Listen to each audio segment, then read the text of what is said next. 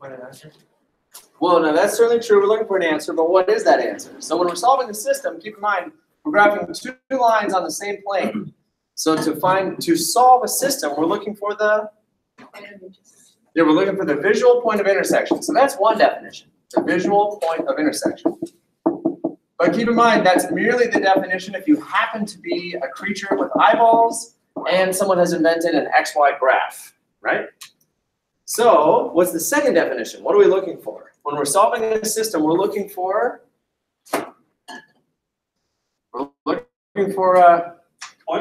a coordinate that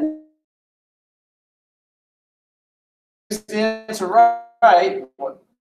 It makes, remember, if we have a system, we have two equations, like 2x minus 3y equals 8, and negative 4x plus 2y equals 10. Say what?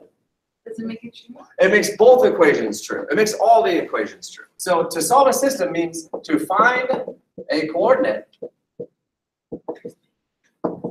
that makes both, or better yet, that makes all equations true. And remember, that's kind of a tall order. I mean, it's one thing just to find a coordinate that makes this one true, but to make both of them true simultaneously is kind of tricky. I mean, look, folks. Everybody, look over here and look. If I just had the first equation, 2x minus 3y equals 8, I could almost immediately just make up some numbers that make that true. Like, I'll just choose a number, like some really big number, like maybe 10, so that'd be 20. And then I want to subtract something to make it 8, so I'd have to subtract 12, so I'll put it in 4. So there we go. I can just let x equal 10 and y equal 4, and wham, I already came up with one possible coordinate that makes the first equation true. But finding a coordinate to make one equation true is easy and trivial. What's tricky is finding a coordinate that makes both of them true. Okay. So what's the second part? My next question. Give 6 methods for solving a system. There are 6 of you. Well, okay, there's 5 of you. So what's one, Nadine? Graphing. What's another one, Omar? We wrote them down on our note. Wait, were you here the other day? No. Well, then no wonder. Okay, okay. Well, we'll come back to you then, Omar. Hector, another one? Solving the equation?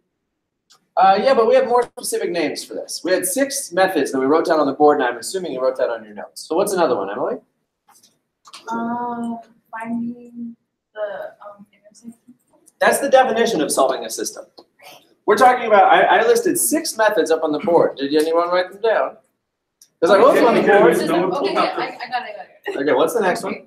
Graphing, systematic guessing. Okay, stop there. Yep, guessing. Guessing was a good one. I mean, you can guess. And then what would be the next one? Valeria? It's one of the 2 main methods we covered. Substitution. Yeah, substitution. You can use substitution. What was another method, Hector? Elimination. Elimination. And then the last 2 methods we haven't gotten to yet, and they both deal with matrices. And so one of them is called matrix inverse, which you can just do on your calculator, very convenient. And another one is called matrix determinant. You can also do that on your calculator.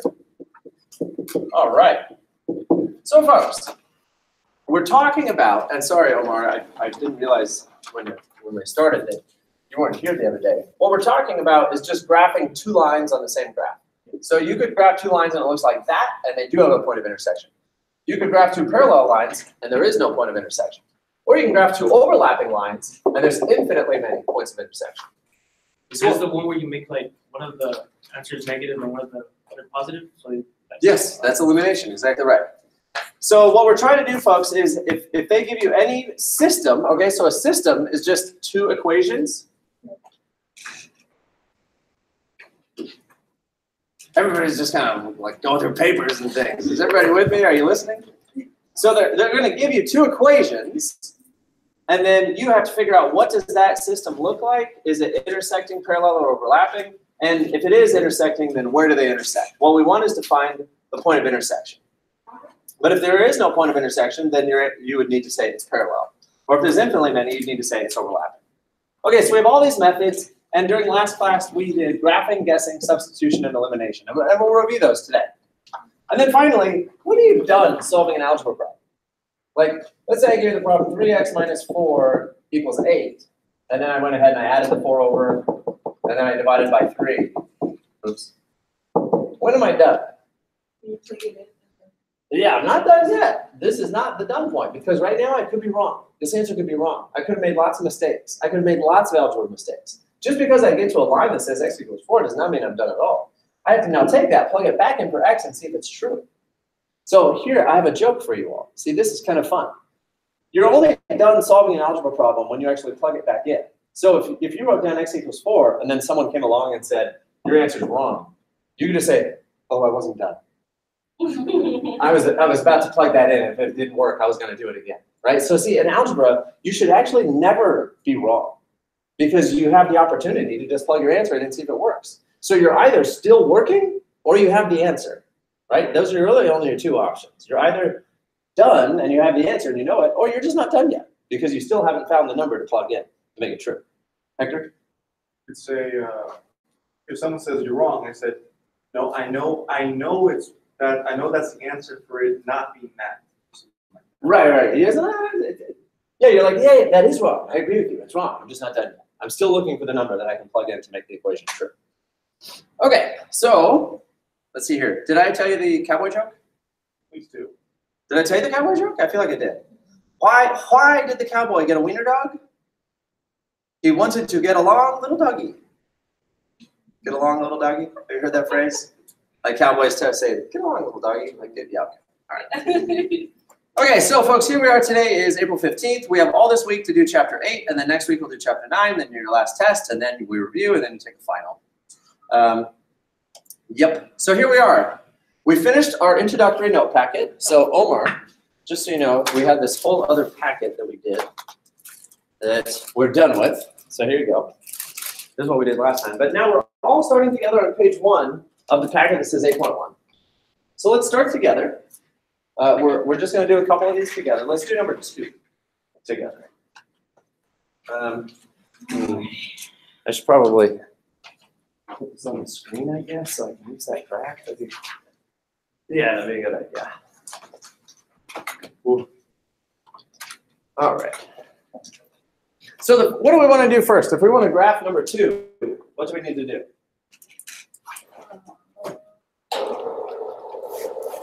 Like for instance, folks, I want you to notice that if I take those equations just as they are, I can graph it in Desmos. Okay, because Desmos, you can type in an equation in that format, and that's okay. So if I type in x plus 3y equals -3, bam, it gives me a graph. And if I give 4x minus 3y equals 18, it gives me the graph. That I did wrong. I said 3y. There we go. And now on Desmos, I have the answer. So everyone, you can go ahead and jot down the answer. The answer is 3, -2. So again, the definition, solve a system, it means find the visual point of intersection. So there's the visual point of intersection. It's 3, -2. But more importantly, the second definition says a coordinate that makes all the equations true. So let's check that. Does the coordinate 3, -2 make all the equations true? What I'd like you to do, and this is just chicken scratch, you can just kind of write the numbers in above it. If we're saying that the answer is 3, -2, then that means x is 3 and y is -2. Let's check. If I put in a 3 for x, that'd be a 3 there and a 3 there. If I put in -2 for y, that'd be a -2 and a -2 there. So looking at the first equation, 3 times -2 is -6. 3 minus 6 is -3. That's true. And then here, 4 times 3 is 12. -3 times -2 is 6. 12 plus 6 is 18. That's true. Okay, so that's our 2 definitions so far of what it means to solve a system of equations. It means graph 2 or more equations on the same graph. Find the point of intersection. And whatever that point of intersection is, it better make all the equations true. Because if it doesn't make all the equations true, then maybe you typed it into the calculator wrong, or maybe you did your algebra wrong. But this is the bottom line. Find a coordinate that you can plug in to make both equations true. Now that is very convenient that Desmos allows us to type it in the way you see it. On your graphing calculator, your TI-U2, you cannot type it in that way. What do you need to do in order to graph it on your TI?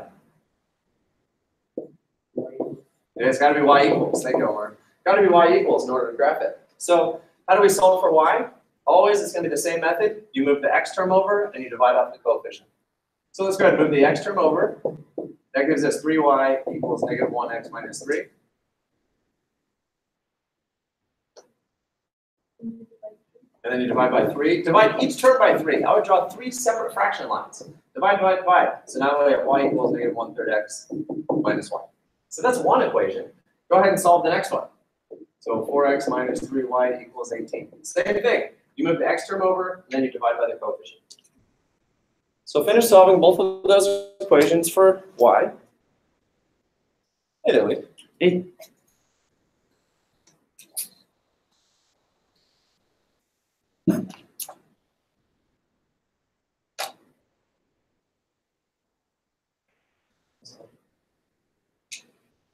Very nice. Good practice.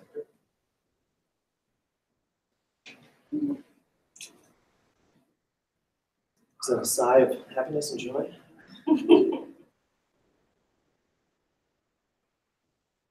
All right, so for that second one, we subtract the 4x over.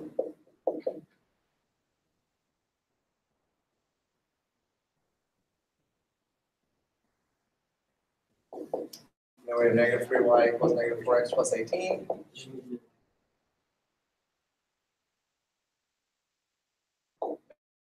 Then you get y equals 4/3 x minus 6. Is that what everyone got?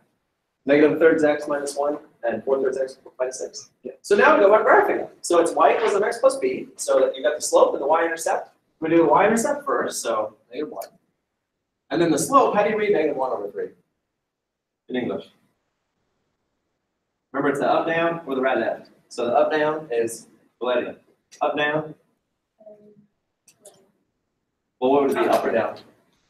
Down. Down 1, and then right or left? Yep, down 1, right 3. So down 1, right 3, down 1, right 3, down 1, right 3. And, okay, so, or the opposite of down 1, right 3? Up 1, left 3? There we go. So there's one line. And then my other line, how do I read this slope? Hector, 4/3, how's that up, down, to the right, left? Up 4. Up 4. Up 4. Left 3. No, up 4, right 3. Right 3, yeah. Because they're both positive, so the up and right. So starting from negative 6 then, 1, 2, 3, 4, 5, 6. I'm going to go up 4, right 3, up 4, right 3. So up 4, right 3, bam, already found the point of intersection, we're kind of done. But up 4, right 3, up 4, right 3, or down 4, left 3. There's my line, there's my point of intersection, which is indeed 3, negative 2. So this technique of graphing, it's visually nice because as human creatures, eyesight is our number one sense of sight, is our number one sense, right? Eyesight is number one for humans. So it's a pretty compelling way to solve the problem. Of course, now that we did all that work, what you would then do is plug that in and make sure that it made them both true. Because we could have made mistakes in our algebra, we could have made mistakes in graphing, right? Just because you do algebra and then graphing and you see a point, that doesn't mean it's right. The ultimate definition of right means you plug the coordinate in and it's true. Both equations are true. Okay. Well, that was the graphing method. They gave you some notes down here at the bottom. Let's just all make sure that we have these notes in there. We're saying, first of all, that consistent means that they do intersect. So consistent means they do intersect. So looking at those first two, indeed, they intersect there, and they intersect infinitely many times. So consistent means intersecting, whereas inconsistent means doesn't intersect.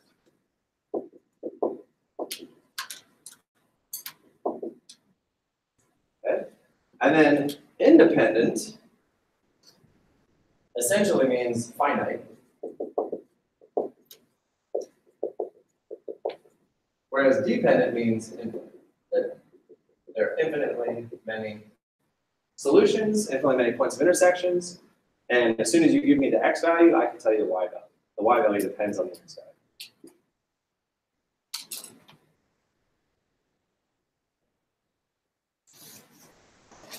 Any questions on the graphing method? Do you all like the graphing method? Like if I just walked up to you on the street and I said, hey, solve this system, would your first preference be to graph it maybe? No, Omar? What would you rather do? I do, man.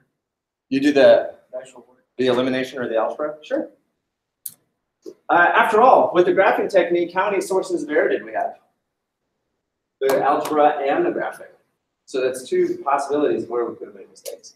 Okay, so now let's try the substitution method, and then we'll do the elimination method.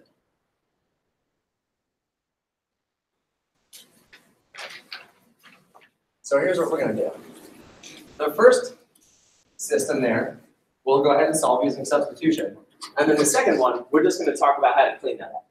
Like if you're given a system with all those fractions, what could you do to get rid of all the fractions?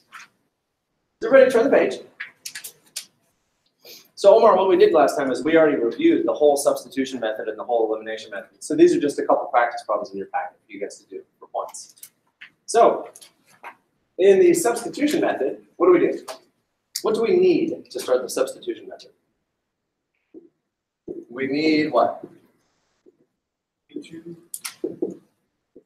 Need a what? I was gonna say you need two common numbers. We need a substitution sentence, which is either x equals or y equals. So it doesn't matter which. We just need to solve one of those equations for one variable. So which one variable would be easiest to solve for? That y, that x, or that y? Yeah, the first y, because there's no coefficient, there's no number in front of it. So everyone, let's go ahead and take y plus 5x equals -7, and let's turn that into our substitution sentence. We're going to move the 5x over. Everyone, I want you to hear the use of language that I just used. Is that normal that someone would say move the 5x over? Like, does that sound? No, what would you say? Well, okay, just subtract the 5x from both sides. Okay, well that's right. Well, maybe it's me. All my life I say things like move the 5x over, but I'm not actually moving the 5x over. What am I doing to it? I'm actually destroying it, right? I'm ceasing its existence. And it shows up on the other side as a -5x. Okay, well, no. I guess maybe I'm the only one who says things like move. Anyway, so we move the 5x over, and then, oh, we're done. There's our substitution sentence. Once you have your substitution sentence, you now take the other equation, and you write it empty for which variable? Which variable will be empty? Yeah, y, because we're plugging this in for y. So now that becomes 2x plus 4y equals 8, and now we have to plug in the -5x minus 7. And then from here, we just do all of our traditional algebra, distribute, combine like terms, move the x's to the left, move the numbers to the right.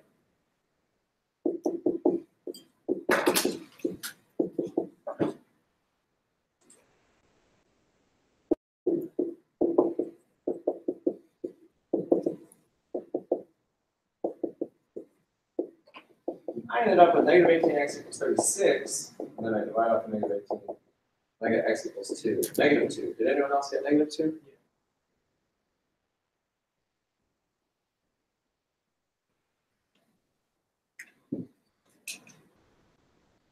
Super.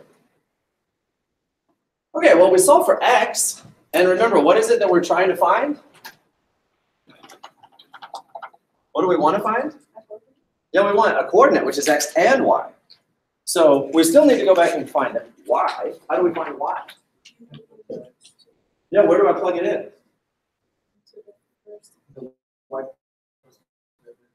Yeah, well, or your substitution sentence, because your substitution sentence is already set up to tell you why. But that's the beauty of the substitution sentence, is you get to use it twice. Use it once to plug into the other equation, and now you can use it again to quickly and conveniently solve for y. Now, to be fair, Valeria and Omar, yeah, you can plug it back into the first one, but then you just still have to do the algebra of moving that thing over. And provided you just did that algebra already correctly, you can just plug it back into your substitution sentence and get your answer that way. So we plug in the -2, and then we have y equals 10 minus 7, which is 3. Now, we don't have two answers, x and y. We have one answer, a coordinate. And that coordinate in space is -2, 3. Now are we done? Yeah, we have to check it. The very definition of what we're looking for is a coordinate that makes both equations true. So producing a coordinate is not the end of the problem. Actually plugging it in and seeing if it's true, that's the end of the problem. So we plug in 3 and -2, -2 and 3. If we do that then, 5 times -2 is -10, plus 3 is -7. That works.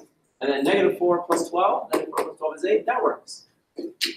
So indeed, we found a coordinate that makes both equations true.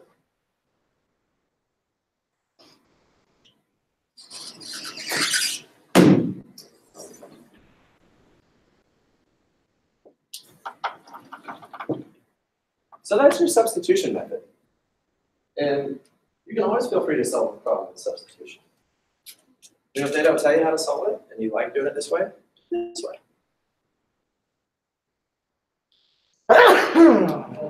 Oh, thank you.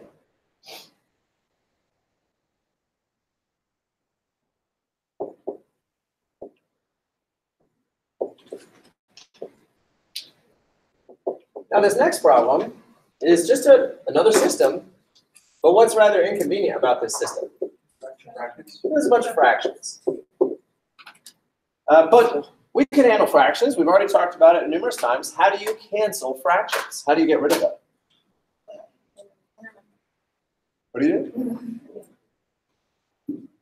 And keep in mind, it's not the whole fraction that's inconvenient. Well, not the whole reciprocal.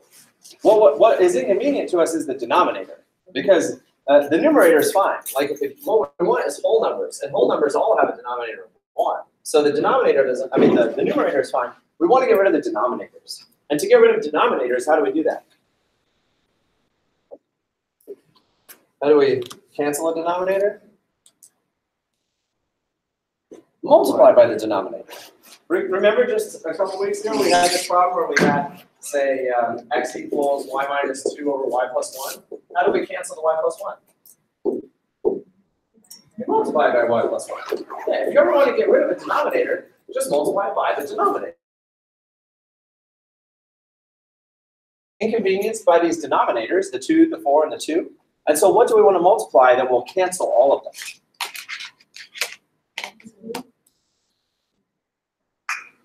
What is that? If you multiply by 2, it won't cancel out the 4 completely. But if you multiply by 4, if I multiply by 4, it will cancel with that 2, and it will cancel with that 4, and it will cancel with that 2. And it will get rid of all the denominators. So everybody, let's take the first line there. Multiply 4 times each numerator. Okay, each numerator gets multiplied by 4, and then watch what happens. So first of all, what we did was we found the least common denominator of 2, 4, and 2. And the least common denominator would be 4.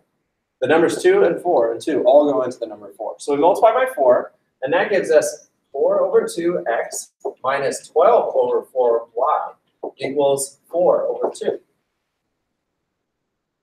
So what did I do so far? I just multiplied through all the numerators by 4.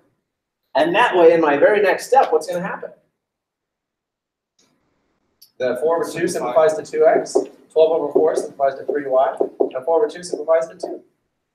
And that gives me just a normal equation without any fractions. And so again, what's our method? To cancel a denominator, you multiply by the denominator, or better yet, the least common denominator. So same thing goes for this next one. The y is really the number 1, which is really 1 over 1. And the denominators are 3, 1, and 3, so the common denominator is 3. So if we multiply through all the way across each numerator by 3, that would give us 3 over 3x plus 3 over 1y equals 30 over 3. Right? So you're multiplying just all the numerators by 3. Why am I just multiplying the numerators? What is the number 3 really? It's really 3 over 1. So that the numerators are getting multiplied by 3 and the denominators are getting multiplied by 1, which leaves them unchanged. Okay, so now that simplifies to just 1x plus 3y equals 10. And so what we've done here now is we've transformed our system from a terrible system, which has a bunch of fractions, into a very simple system that is just whole numbers.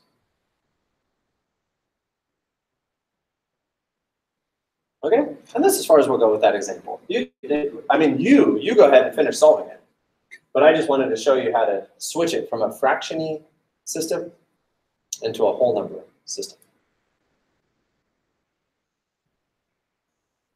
Now, by the way, in this system, which substitution sentence are you going to form? Now that you have 2x minus 3y equals 2 and x plus 3y equals 10, which of those variables do you want to make your substitution sentence? You have add x, because there's no coefficient. So you can just move that 3y over, and then you'll have your substitution sentence. Okay? So that's substitution. Go ahead. There's no need for substitution. You're right. There is no need for substitution here. What would be even faster, folks? There's no. Yeah, this problem is already ready for elimination. It's funny, they put it in the substitution method problem. But really, if we add these together right now, we get 3x equals 12, which immediately gives us the answer x equals 4. Yeah, that's true. And so that's why it's so important. Is it not negative 4? It's negative 1/2, negative 10. What are you saying I did wrong? They're both negative. Like, I don't think you put negative on the 1/2 of the 10/3. Like on here. Shows negative. Oh, that is, oh, I didn't do that at all. Thanks, Omar. That's negative, so that's negative, and that's negative. And therefore, that's negative, and that's negative, and therefore, that's negative, and therefore, that's negative. All right, thank you. I had quite the typo there, didn't I? Okay, so that means x is 4, then you go back and you solve for y. But again, this problem was listed under substitution, so theoretically, they wanted you to do substitution with the substitution sentence. On the test, I'll give you a problem that says, solve this with substitution. And then there'll be another problem where it says, solve this with elimination. Okay, well, let's keep going. Turn the page, and let's look at these next two. We'll solve one together, and then we'll just clean up the fractions on the other one.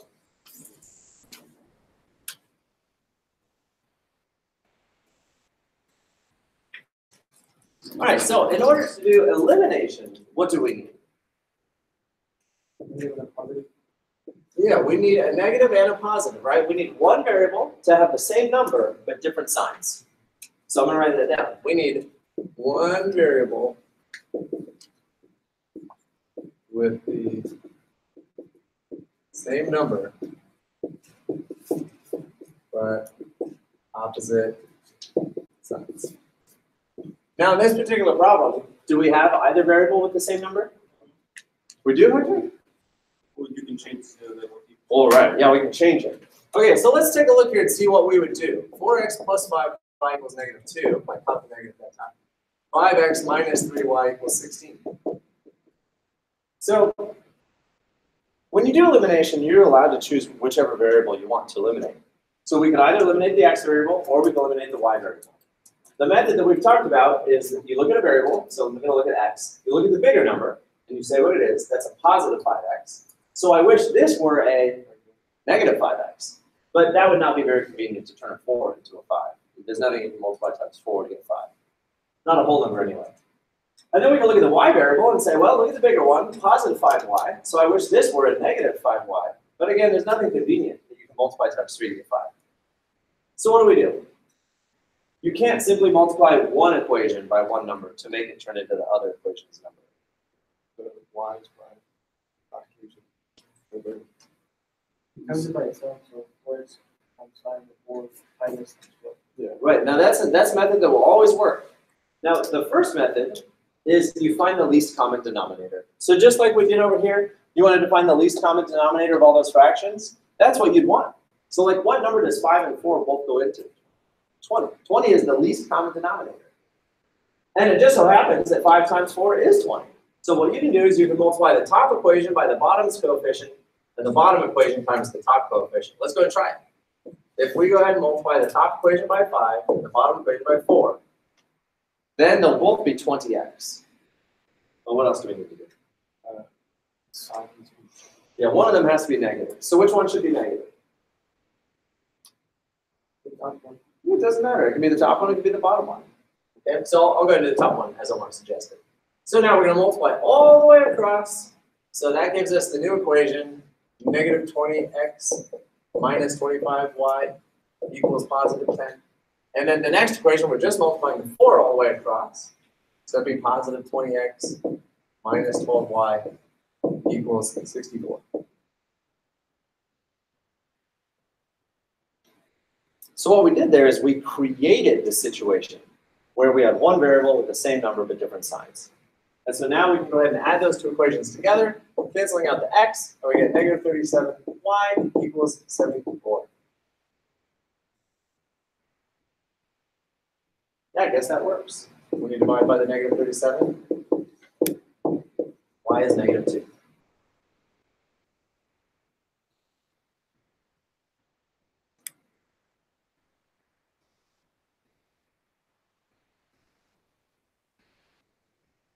Now, we're nowhere near done with this problem because what we're actually looking for is a coordinate, which is x and y. So far, we've only solved for y.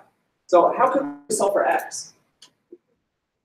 Yeah, you could plug this in to which one? You can plug it into either equation, and then you can solve for x. Or we can just go ahead and do elimination again. And that's what I'd like us to try. Let's do elimination again. Let's eliminate the y variable and solve for x. So now how would we eliminate y? That's a 5, that's a 3. 3 doesn't go into 5. But 1, 2, 3, and 5 both go into 15. And again, you could just multiply 5 times 3 to get the 15. So the top equation will multiply by 3, and the bottom equation will multiply by 5. And since that one's already positive and this one's already negative, that's what we need. So go and distribute all the way across. If I distribute the 3 across the top equation, I get 12x plus 15y equals negative 6. And if I distribute the 5 all the way across the bottom equation, I get 25x minus 15y equals 80.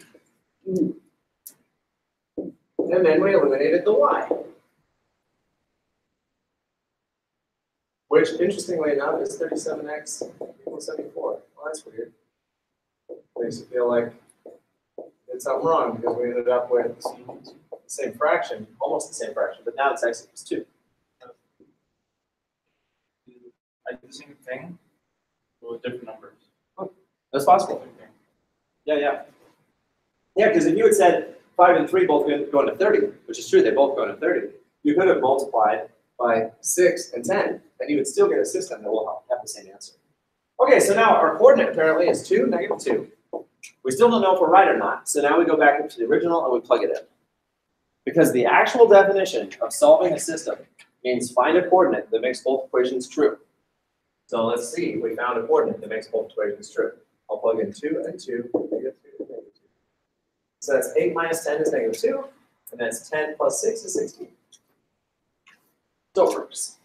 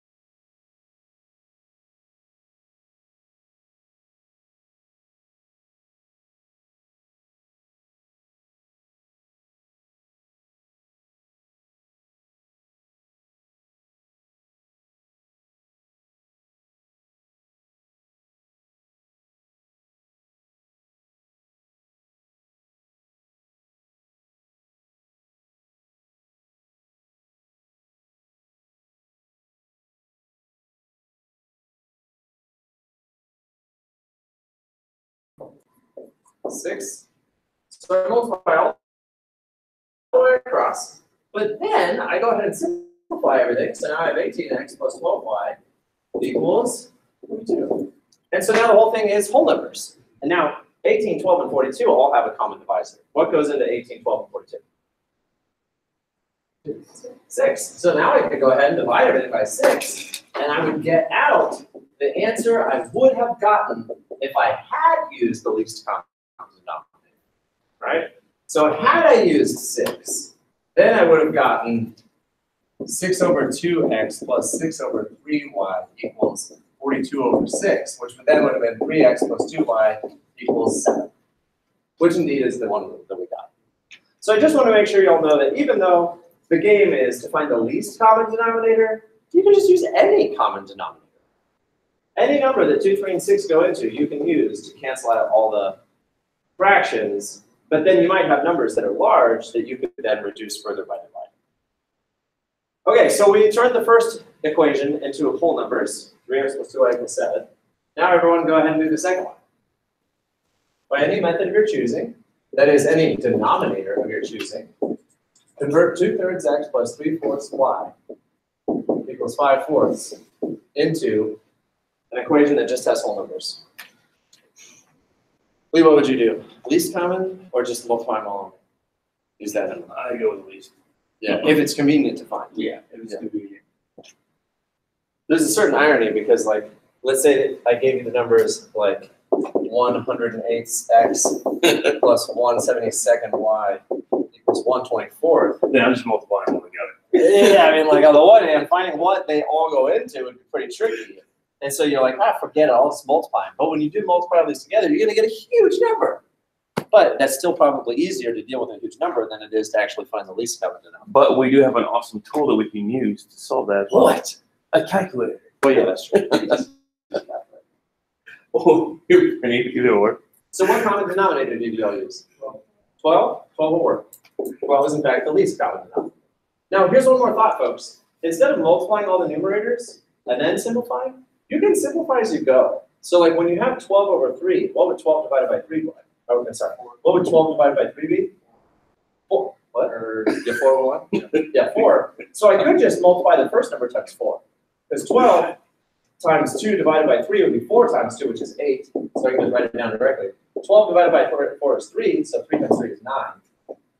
And then 12 divided by 4 is 3, so 3 times 5 is 15. If you like that, by all means you can do that. If that seems confusing, then don't do that. Would you do that, Lee? Cancel as you go.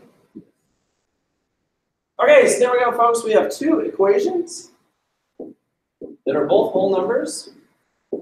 And now you can solve using elimination.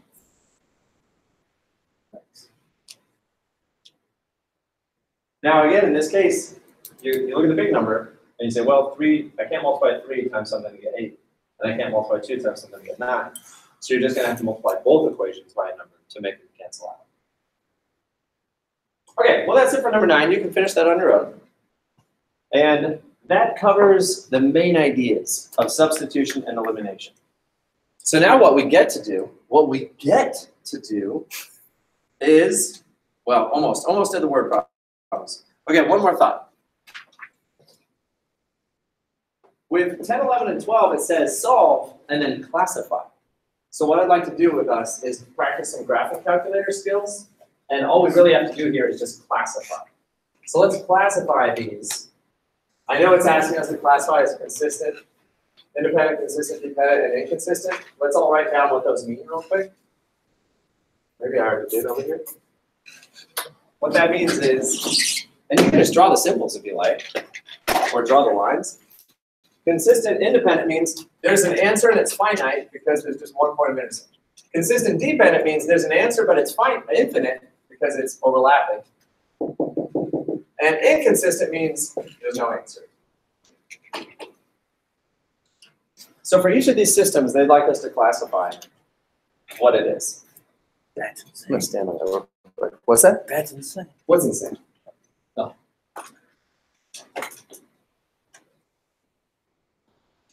There we go.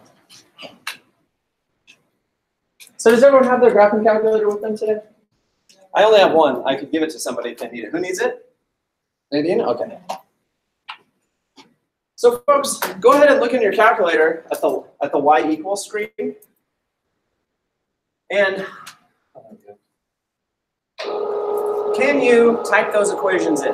Like look at number 10. Can you type that into your graphing calculator? The answer is no. Not the way it's currently written. Now I can go to Desmos and I can just very conveniently type in exactly what I see. That's the power of Desmos. I can just go ahead and type in x plus 2y divided by 4 equals negative 5. And there's the line. And then I can type in 3x minus y divided by 2 equals 1. And there's my solution. So everybody go ahead and write down the solution. We know the answer now. The answer is negative 2.286, negative 8.857. So first of all, what kind of system is it? Yeah, it's consistent independent. So we're already done with that problem, right? But let's talk about how you would solve it on a test using your calculator. Because while Desmos allows you to type it in this way, your calculator does not. How do you type this into your calculator? How do you type any line into your calculator? It has to be y equals what? I was going to say use seconds and then press forward where you start. You still have to have it solved as y equals. In fact, everybody hit y equals. Once you hit the y equals button, what do you have? Y equals. It says y1 equals, y2 equals, and so on. So you have to solve these things for y. So everybody, let's talk about how we solve things for y. Let's look at that first one. We have x plus 2y over 4 equals negative 5. Yeah, and notice, what are you doing? Isolating. You're getting rid of the denominator. Yeah, you're isolating y for sure. Okay. But you're also getting rid of the denominator. We always get rid of denominators in the same way, you just multiply by the denominator. So we get rid of the denominator, x plus 2y equals negative 20. And then we move the x term over. And then we divide off the coefficient. So you have this, as three separate divisions. There we go. So y equals negative a half. I'm going to put that as negative 0.5. You can leave it as a half, but remember, when you type it in your calculator, you better put that fraction in parentheses. Otherwise, your calculator won't know what you're talking about. If you type negative 1 divided by 2x, it's going to think you mean negative 1 divided by 2x. And if you do type in negative 1 divided by 2x, what does that graph look like? A straight line? Not at all. That'd be totally wrong. So make sure in your calculator, you'd have to use parentheses.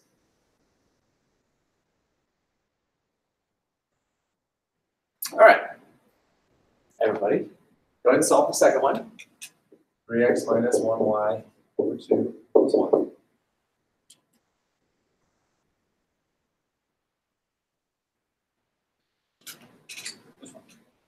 The bottom one. Yeah, the equation right below it.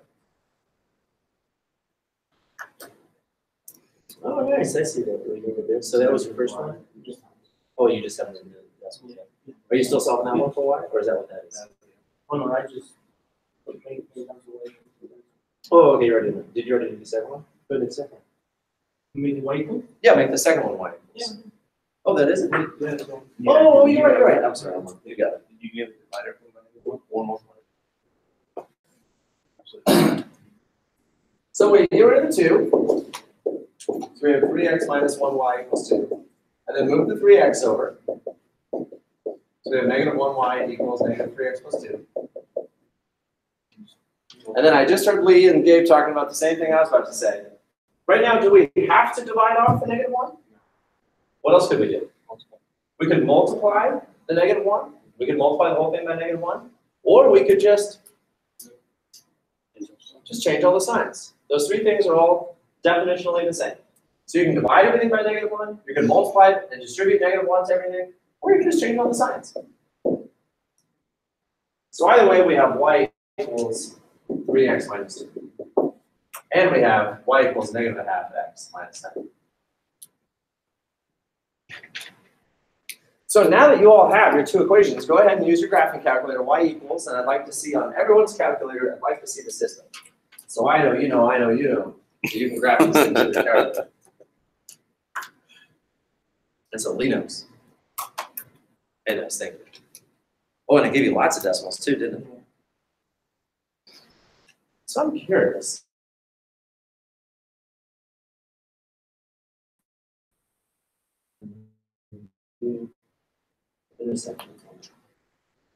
It gives decimals.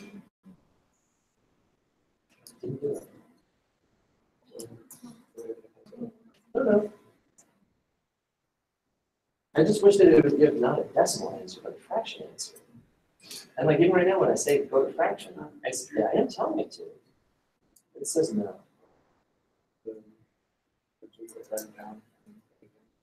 Well, yeah, I think that's what we're going to do. And that's what we're about to do. Did it work? Now, once you have your y equals, folks, you hit second trace, and then choose the option called intersect. And you basically just have to hit enter 3 times. It says first curve, second curve, guess. You just keep hitting enter, and then we'll give you the intersection point. Something about that. Oh, that's negative half.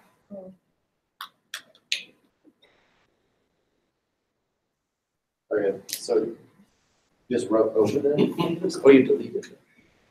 So here, if you hit second, insert, INS, now you can start inserting things, and you can do parenthesis, negative 1 divided by 2, parenthesis, and then you can push that out and then start deleting. Oh. So, there. Negative half x. Oh yeah, now graph it again.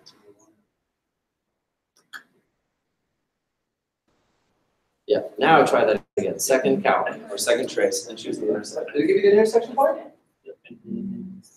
Well, where does it actually say? Hit second trace, and then choose the intersection. Choose option 5, and then hit calculate, calculate. There's the intersection. Yeah, if you have an opening, you have closing. So have your openings. Nice. Did it give it to you, all the decimals? It doesn't have to, I have to get there. Well, here, you don't actually have to get anywhere. You hit second trace, where it says calc right there. Choose the intersect, and then you hit enter 3 times. First curve, second curve, yes. And then it gives it to you. Oh, but that's, it's negative a half. Negative a half, minus 10 and a half. Yeah, there we go. Okay, there's that. Then go ahead and hit second trace, and then choose the intersect. I didn't know you. And then hit enter 3 times. Yeah. There you go. Okay, so who'd like to tell me what the intersection point is according to your calculator? It was negative 2.1. Negative 2.2857. That's it? No, let me see the. 1, 4, and then what was the second coordinate? Okay. So folks, Desmos had a problem. It can only give 3 decimals. Your calculator has a problem. It can only give that many decimals. The fact is, there is an answer to this problem as in fraction form. And we want the answer in fraction form because this is just a decimal approximation. Right? It might be close enough for government work, but it's not the exact answer. This is an approximation. So how do we get the exact answer? Yeah, so everyone go back to the main screen of your calculator.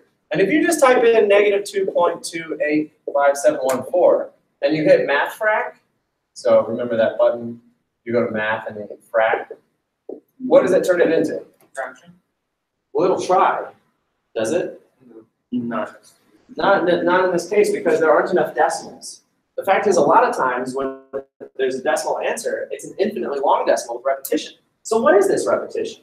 So this is your random fact for the day, folks. When you look at unit fractions, okay, like 1/2 becomes 0.5, and 1/3 is 0.33333 repeated, and 1/4 is 0.25, and 1/5 is 0.2, and get ready for it, 1/6 is 0.1666 repeated. But now what's 1/7? What's 1/7? This is something that you could all be familiar with and memorize. First of all, look at the multiples of 7. They go 7, 14, 21, 28, I should have written 35, 42, 56. Okay?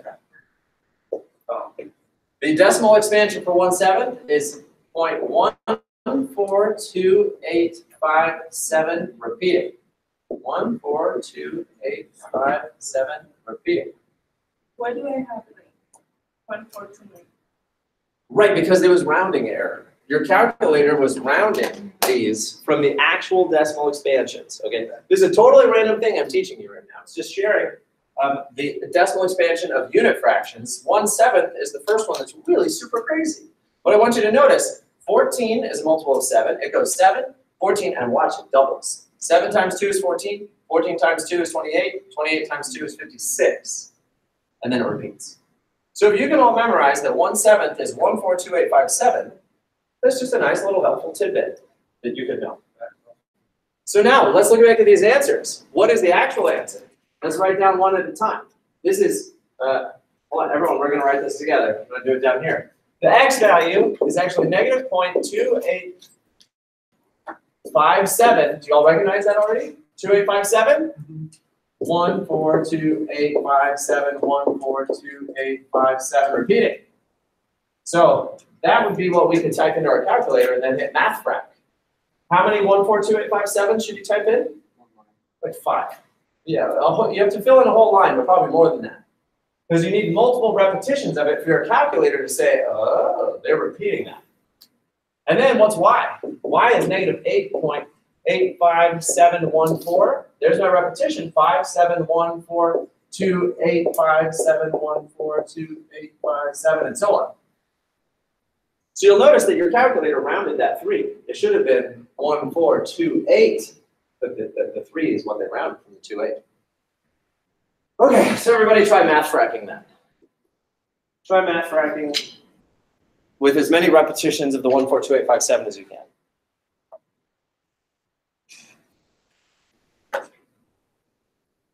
Homer.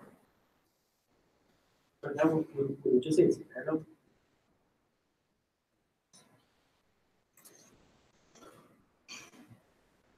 What do you mean parallel?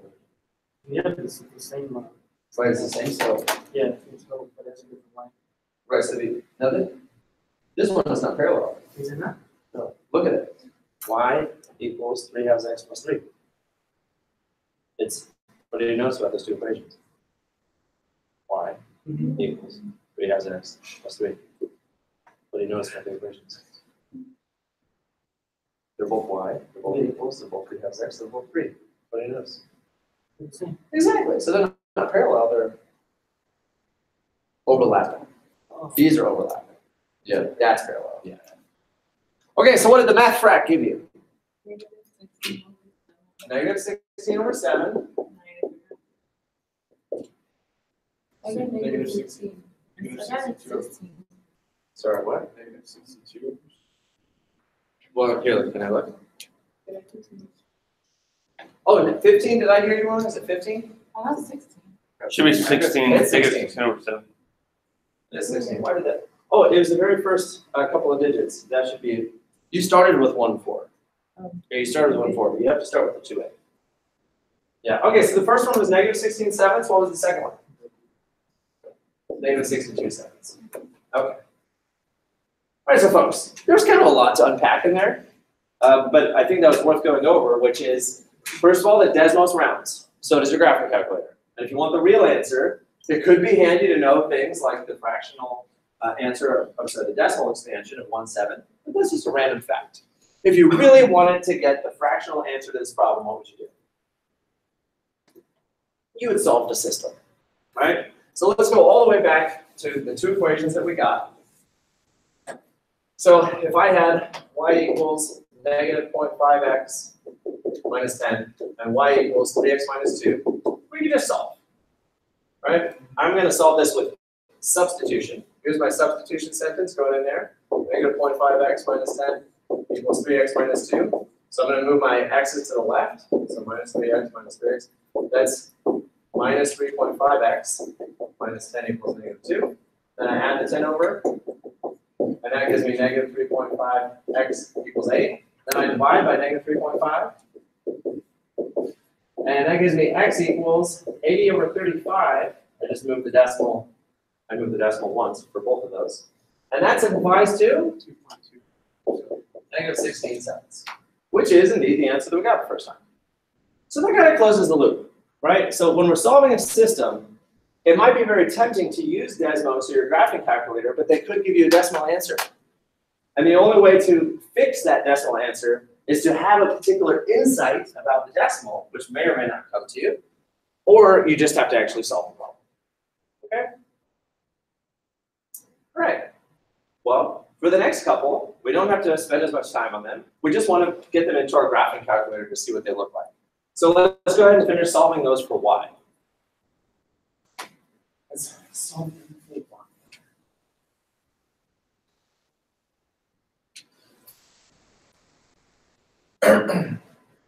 So in the first one, so we're all doing number 11 now. 1/2 x minus 1/3 y equals -1. How do we eliminate all those fractions?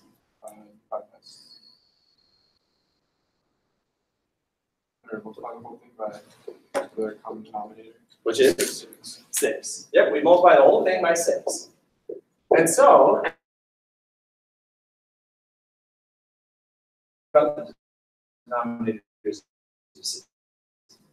so that would give us 6/2 x minus 6/3 y equals -6, which is really 3x minus 2y equals -6. That was just to eliminate the fractions. Now we need to proceed to solve for y.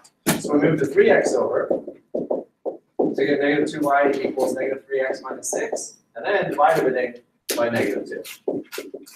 So y equals 3/2 x plus 3, which if you wanted to, because you're about to type it in your calculator, instead of 3/2, you could write 1.5. And that would just be a little easier to type it into the actual graphing calculator screen.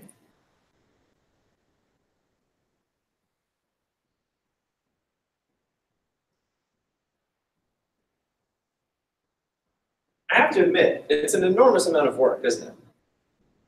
Does it feel like an enormous amount of work or just an okay amount of work? It's enormous because It is. like you think 20 questions is not that much, but then you really have to go all the other stuff. Towards those 20 questions, it feels like a lot more. Yeah, it really does. Because consider here, that was a 2-step process. Just get rid of the fractions, then solve for y. The next one is much easier. 2y minus 3x equals 6. But yeah, that's right.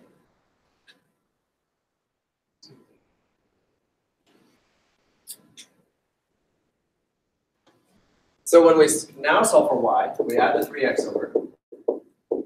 And so 2y equals 3x plus 6.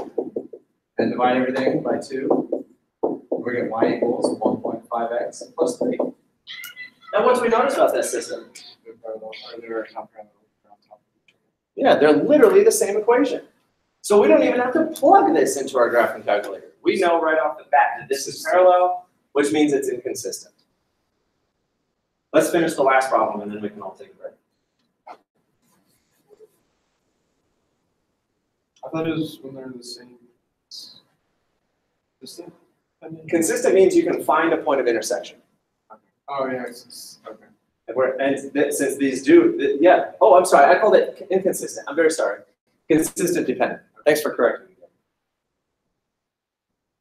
Okay, and now the last system. Again, first we need to clear the denominators. I often hear it called that, clearing your denominators. What's that, Melanie? Are you talking about the first equation? Yes. What do you think? We need the common denominator. What do they all go into? Right. Yeah, so 6 is fine.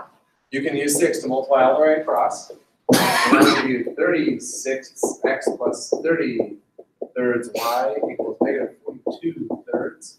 And then when you go through and simplify all that, you get 5x plus 10y equals -14.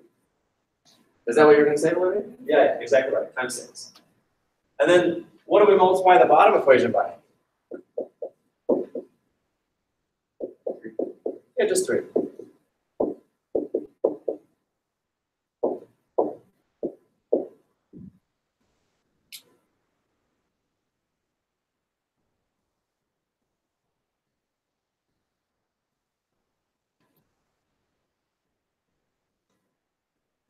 Now in this case, I'm going to try that other fancy method I told you about, which is visually cancel as you go. So I know that 3 over 3 will cancel, so I just have -10x. And then again, I know 3 over 3 will cancel, so I just have -20y. Whereas all the way over here, 3 times 10, that will give me 13. Now what else can we do here to simplify this equation? Just, in terms of rewriting, the power of rewriting and doing things because you can. What could I do to this equation to make my life better? Well, I could change all the signs. Sure, just for fun. I could make that positive 10x plus 20y equals -30. Well, what else could I do? You divide everything by 10. Then I just have 1x plus 2y equals -3. And I think we'd all agree that I'd rather deal with that system than the other one. So just imagine there's so much you can do within your power of just manipulation. Not of friends, but of equations. All right, Did you say not of friends, but of acquaintances? of equations. Okay. Acquaintances, that's fine. You can manipulate acquaintances and equations. Okay, so now we're not done with this problem yet. We still have to finish. Now notice, folks, this is going to be wild, but I want to suggest it to you. You notice how this is 1x plus 2y? Well, what can we do to the 5 and the 10? What could we divide by? 5. We can divide by 5. Now notice, if we divide by 5, that's not going to go unevenly. But who cares? If I divide by 5, then that gives me 1x plus 2y equals -2.8. Now, look at our two equations. They almost are the same, but they're off by that one constant number, which means that when I solve for y, the algebra that happens on the left-hand side is going to be the exact same. And over here, when I solve for y, I'm going to get a certain mx plus b. And over here, I'm going to get the same y equals mx, but the b is going to be a slightly different number. I'll call it b sub 1. And so what I'm going to have is the same slope, but different y-intercepts. What happens if I have the same slope but different y-intercept? They're parallel. So it is possible to recognize parallel lines by the fact that, like here, it was the same equation, 3x minus 2y, and, well, sorry, no. Well, okay, we didn't finish doing it over there. But over here, because it's the same variable part, but just a different number part, you can already tell that it's going to be parallel. Only if you feel comfortable with that. At this point, what you should do is finish solving for y. So like here you get y equals -1/2 x minus 1.4, and over here you get y equals -1/2 x minus 1.5. And then at that point, you'd say, oh, look at that. They have the same slope but different y-intercepts. And therefore, they're parallel.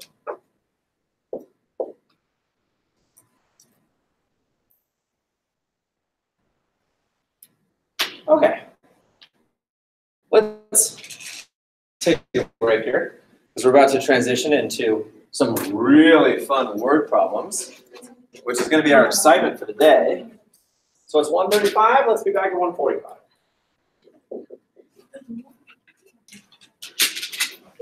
I was just seeing, I guess we can ask after class, just No, go ahead. what I missed, this the past 30 minutes before I got here. We did the review questions up on the board, and then we did the graphing problem right there. We just did number 2. We just graphed it and found the point of intersection. And then, before I- yeah, then we were doing those. Okay. Yeah, so I think you're good. Would my setup be correct? Let's see there online.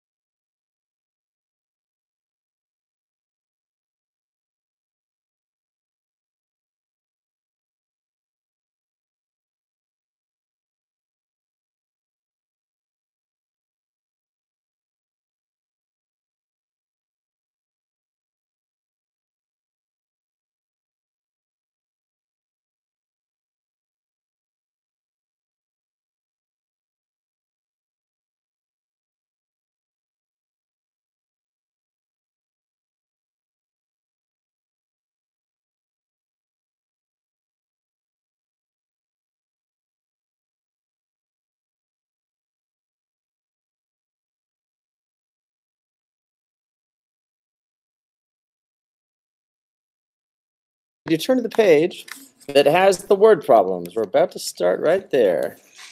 Oh, and it's so exciting. Folks, I really think you're going to like this.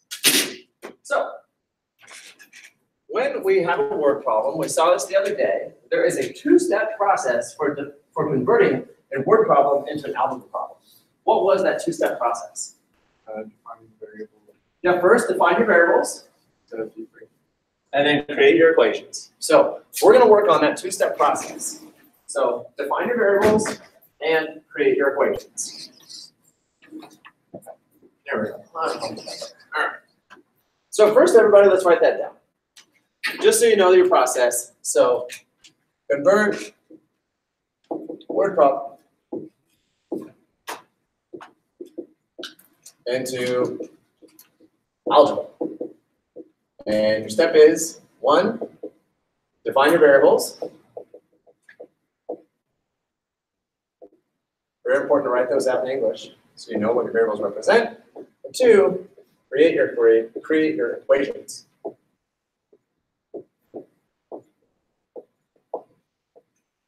All right.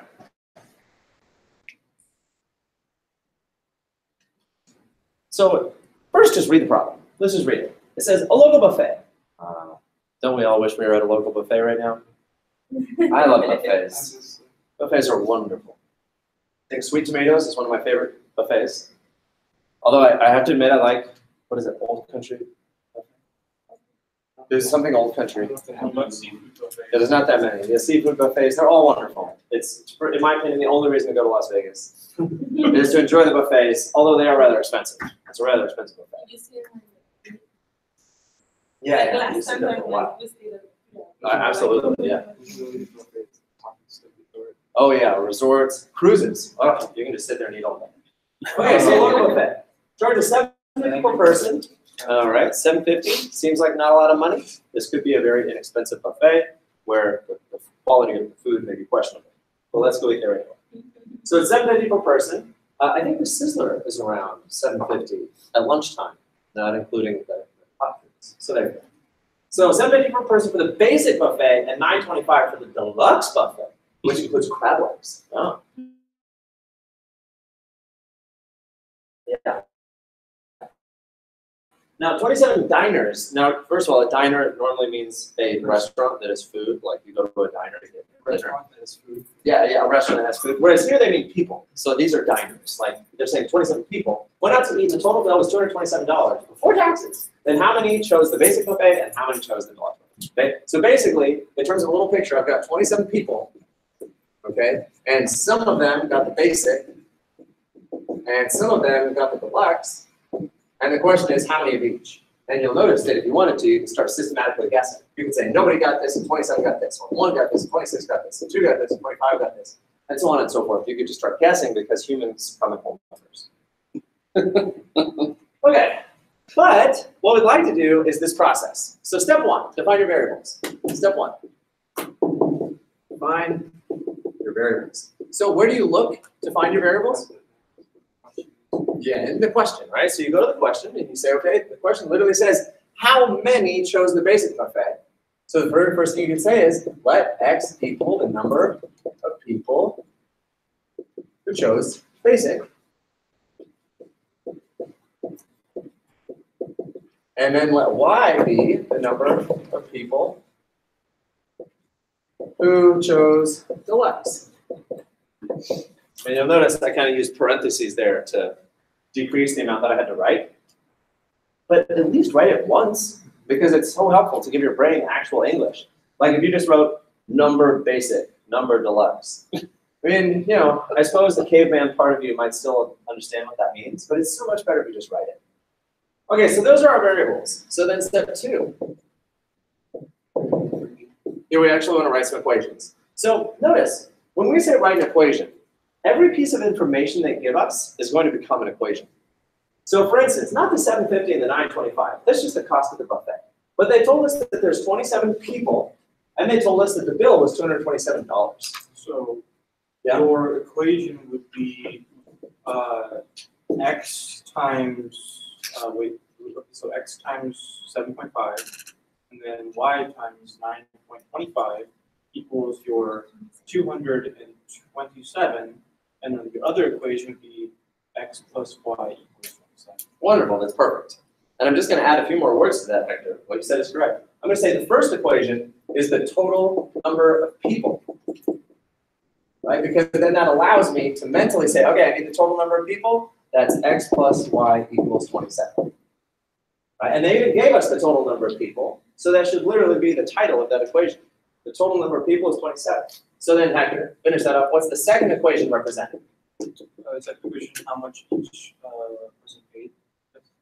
Well, what each person paid is either 925 or 750. That's not unknown. What's the buffet?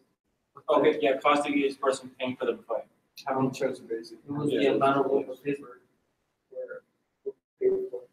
Yeah, Yeah, total cost, total money. I mean, after all, folks, look, what's the other number they gave us? $227. So it should be something like total amount of money, or the total cost, right? Because that's the total amount that the bill was. Okay, so yeah, there's a lot of different ways that we can say it, but we're shooting for the other number, which is 227. Because this becomes one equation, and this becomes the other equation. So now we have, as Hector said, 7.5x plus 9.25y equals 227. So again, if you focus on the numbers that they gave you, this 27 represents people, the total number of people. So that's why I called that my equation, total number of people. And the 227 was the total cost. So that equation is representing total cost. Okay, so pretty good. That's the process of turning a word problem into an algebra problem. So now we have our two equations. How would you like to solve that? Substitution or elimination? I would say substitution. Yeah, and whatever you say, you're right. Can I say it? Yeah. Okay, fine. X equals 27. Oh, okay, hold on. You're going to walk us through the whole thing. Well, hold on, just one second. Everybody, you get to choose, but everyone choose one way or the other. You can either do substitution, or you can do elimination. You get to choose. Just keep in mind that for substitution, you need a substitution sentence. So let's all agree. If you do this method, should we solve for x? So if it's x plus y equals 27, go ahead and move that y over. Then you're going to use x equals negative 1 y plus 27. Whereas if you're going to do elimination, which variable do we want to eliminate? X or y? Y. Yeah, let's eliminate y. In that case, we're all going to multiply by, that's positive 9.25y, negative 9.25y. So if you're going to do elimination, go ahead and eliminate the y variable. That way, at least everyone in the room will be consistent with the other people in the room who did the elimination or the substitution. So everybody go ahead.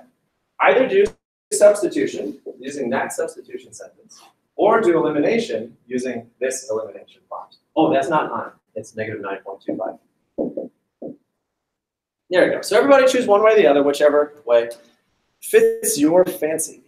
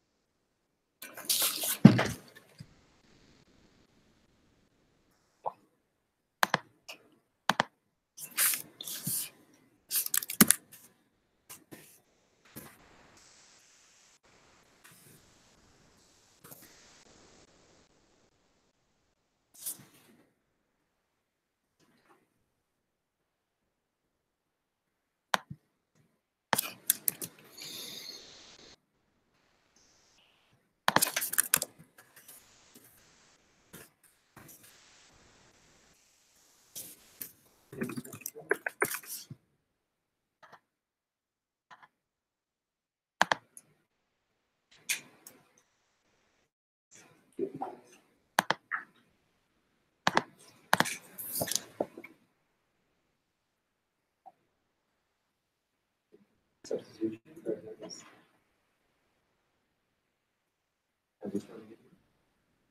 Substitution.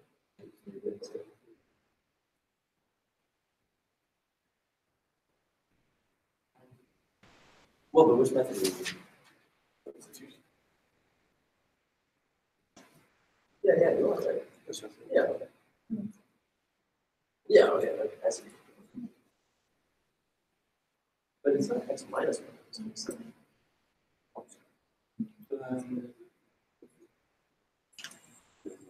A few things have changed. Just a few of the signs have changed. Which way did you do it?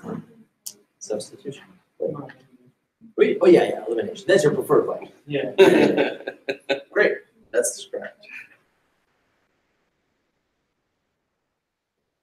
Like elimination. It's easy. Substitution is not one. Yeah. Okay, a lot of you are doing substitution, so I'm going to start putting that work on the board so you can check it. With substitution, we have our substitution sentence, so we now use the other equation to write it empty for x. So 7.5 something plus 9.25y equals 227. And when we plug in negative 1y plus 27, I realize some of you might have 27 minus y. Either way, we should get the same thing, negative 7.5y plus, can someone tell me what that is? 27 times 7.5? Oh, 2.5? Thank you. Plus 9.25. Right. And so then you combine like terms with the y, and that gives you 1.75y plus 202.5 equals 2.7. Then you subtract up to 202.5, and you get what, 1.75y equals 24.5? And then you divide up to 1.75. And everyone gets y equals 14. Is that what you were heading towards? Double check your calculator, make sure that worked out for you. And now the nice thing is, now that I know that y, which represents the lux, is 14, that must mean that x is 13. Because I know they add up to 27. So getting the second answer is pretty quick, because we have a nice equation that says they must add up to 27. So just by subtracting 27 minus 14, we get the other one. So did it work? Did those signs work out? Yeah, you did. Who did elimination on that problem? Lauren good? Okay, so for elimination, you multiply -9.25 x minus 9.25 y equals 202.5, and then that eliminates with 7.5x. What did I do wrong? I don't think it's too.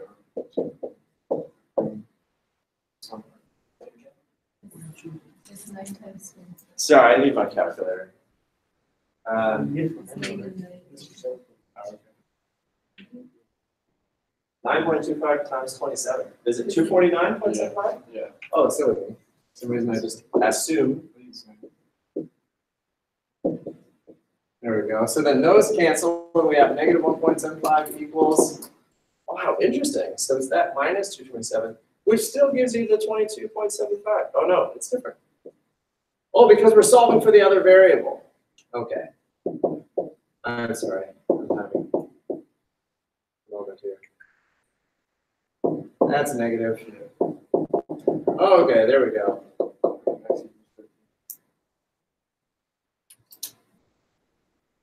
Yeah. All right. Thank you, guys. Oh, okay. You can do that too. Yeah. So you did elimination on y, and then you did elimination on x as well. Okay. All right, folks. So whichever method you used, you now have an answer for x and y. So what does y represent? Lux. Yeah, the number of people who chose the deluxe. And what does x represent? The number of people who chose basic. And now, of course, we don't even know we're right yet. We have to actually plug in. So first of all, does 13 plus 14 equal 27? Yeah. But does this, is that actually true? How many of you actually plugged it in and checked? Actually, go ahead and calculate 7.5 times 13 plus 9.25 times 14 and see if it works. Because we don't know yet. We could be under a mass delusion in which we all got 13 and 14 and we're all wrong. Okay, did it work? Oh, good. All right. So that's one nice example of solving a word problem. What we're going to do is set up these next two. We won't necessarily solve them all the way through, but we'll set them up.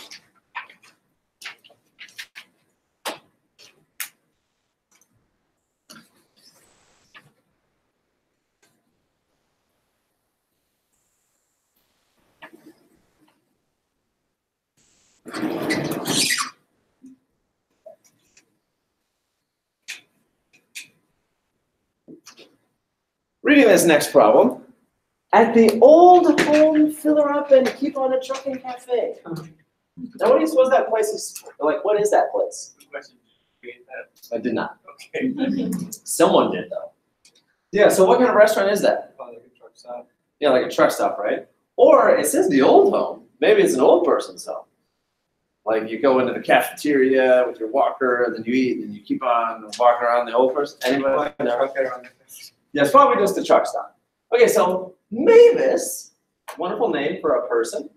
Don't know if it's male or female, doesn't matter. Mavis mixes two different types of coffee to produce a household blend, right? The first type costs $3 per pound, and the second type costs $8 per pound. Everyone start drawing a picture with me. Mavis has 2 bags of coffee. One of them is $3 per pound. That's what it costs her. And the other bag is $8 per pound. That's what it costs her. And notice what she's going to do. The first type is $3 per pound, the second type is $8 per pound. So basically, these coffee beans are trash, and these are pretty good. And she's going to mix them together to make a house blend. So how much of each type does Mavis use to make 50 pounds of a blend, which when she's done, it should cost $6 per pound. So what's going to happen then is she's going to start pouring a little bit of this and a little bit of this into a new bag. And when she's all done, there should be 50 pounds of coffee beans in there. And the cost should be averaging out to $6 per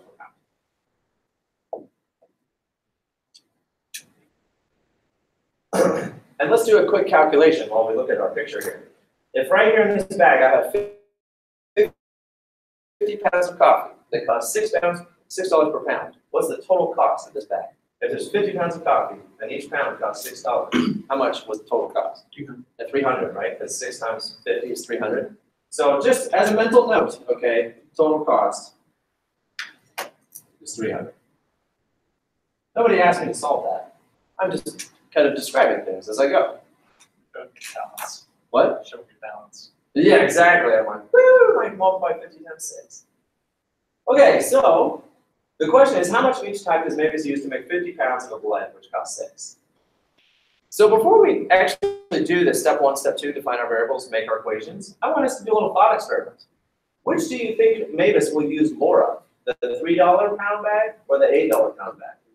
$3. Oh yeah, how do you know? Because it's cheaper? Oh, so you're just saying that's what Mavis would be drawn to do.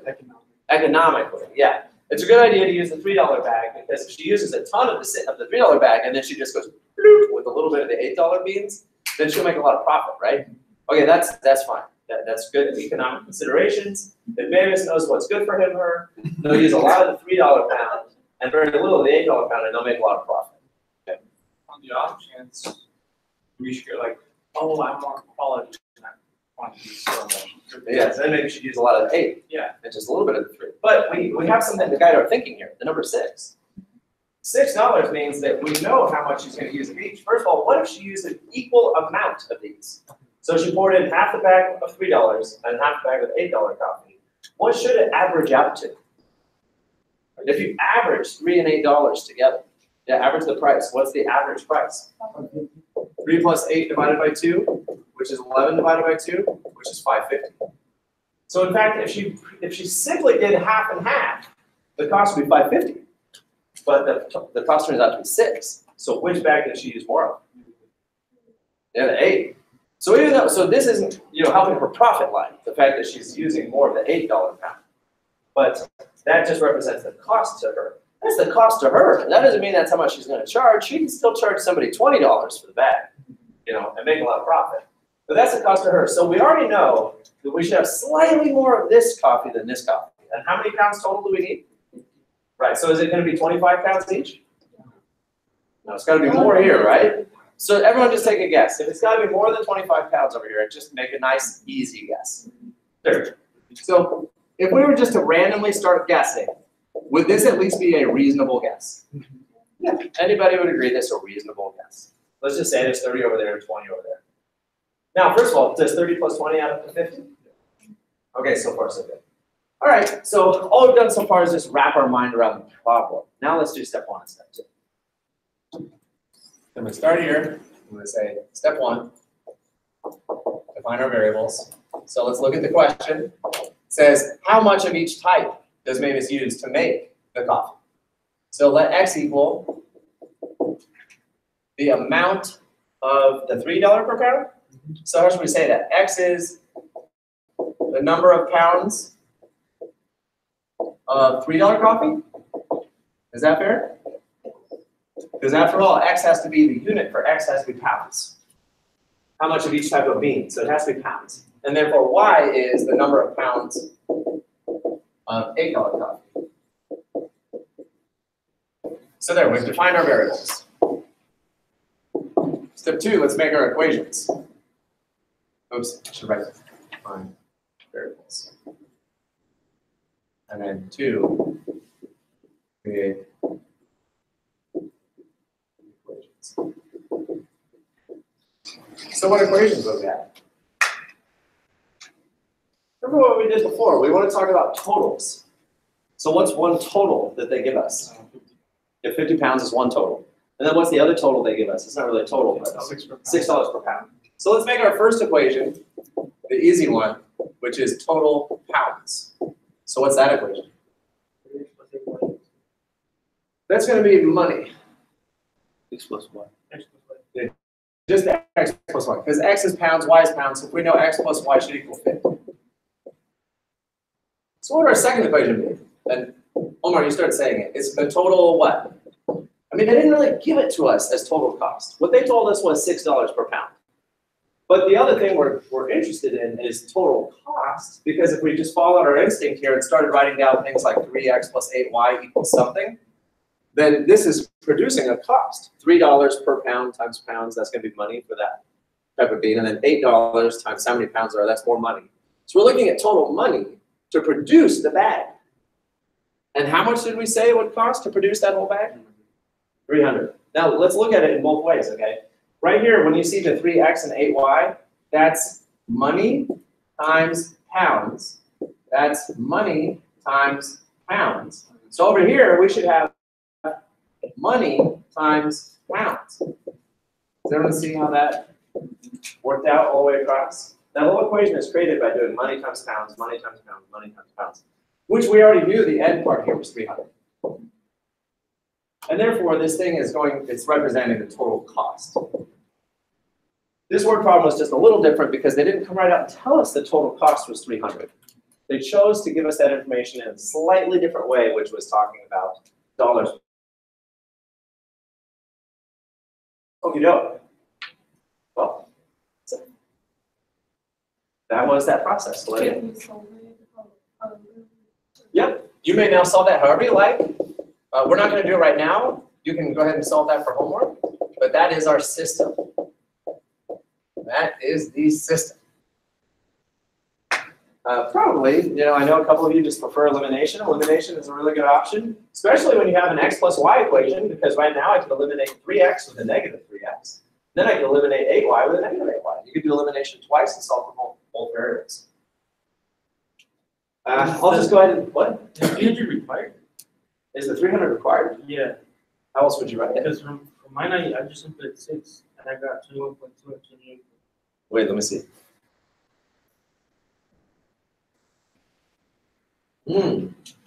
Well, I agree that those two numbers add up to 50, which is what you want. But if you plug them in and actually, yeah, if you actually plug those in for x and y, it's not going to 6. But what you're saying, people that do it, supposed to say what? Right, but if you actually plug in X and Y right there, that's 21 and 28. Yeah. If I do 3 times 21, that's 120, plus 8 times 28 is 240. And 120 plus 240 is 96.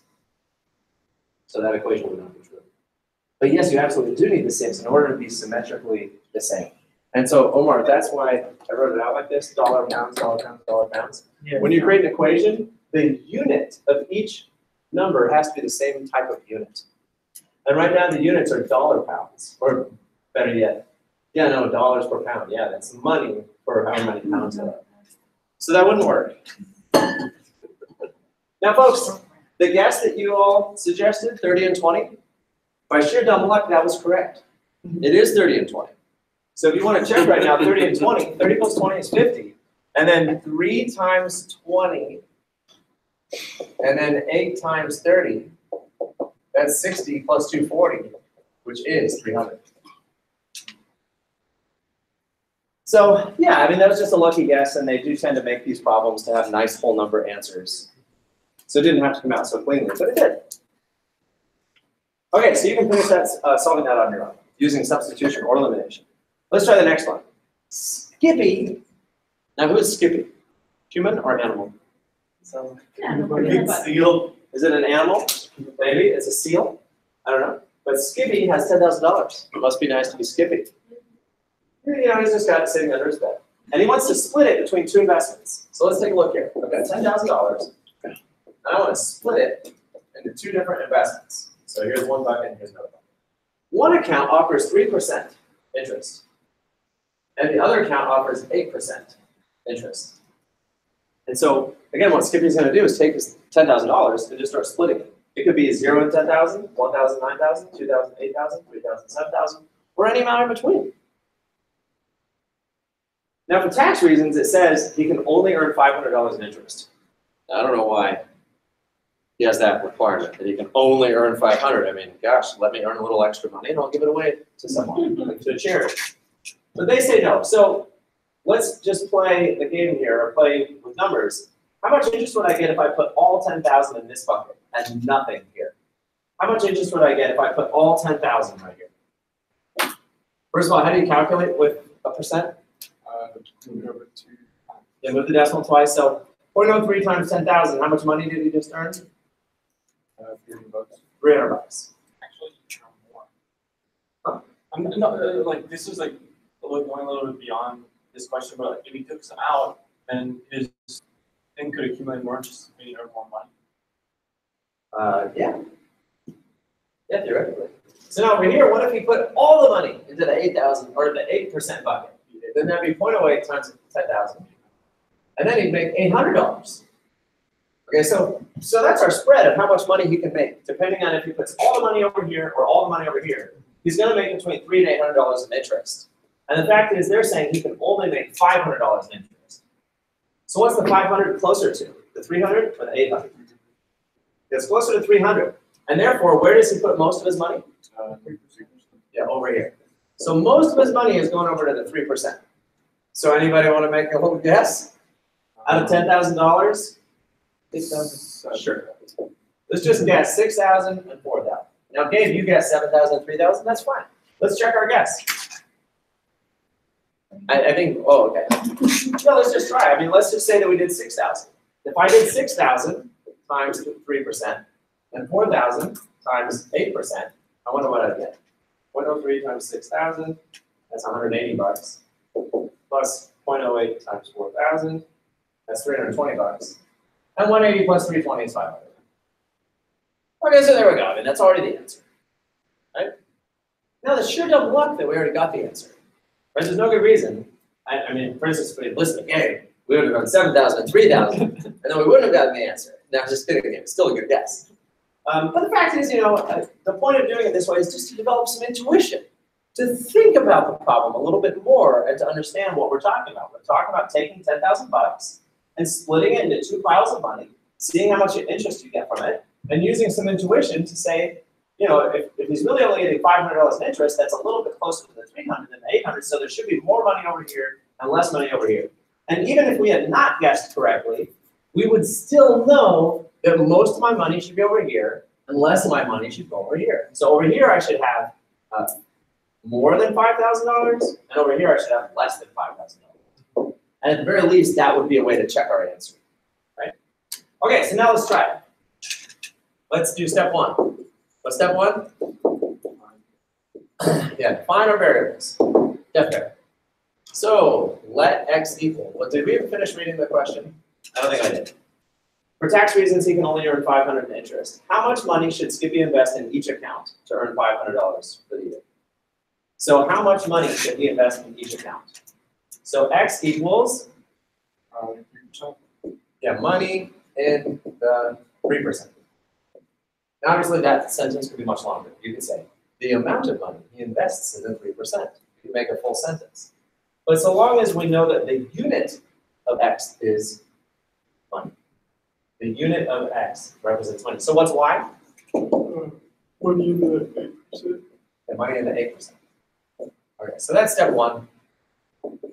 Step two, now we know what our variables are. Let's create our equations.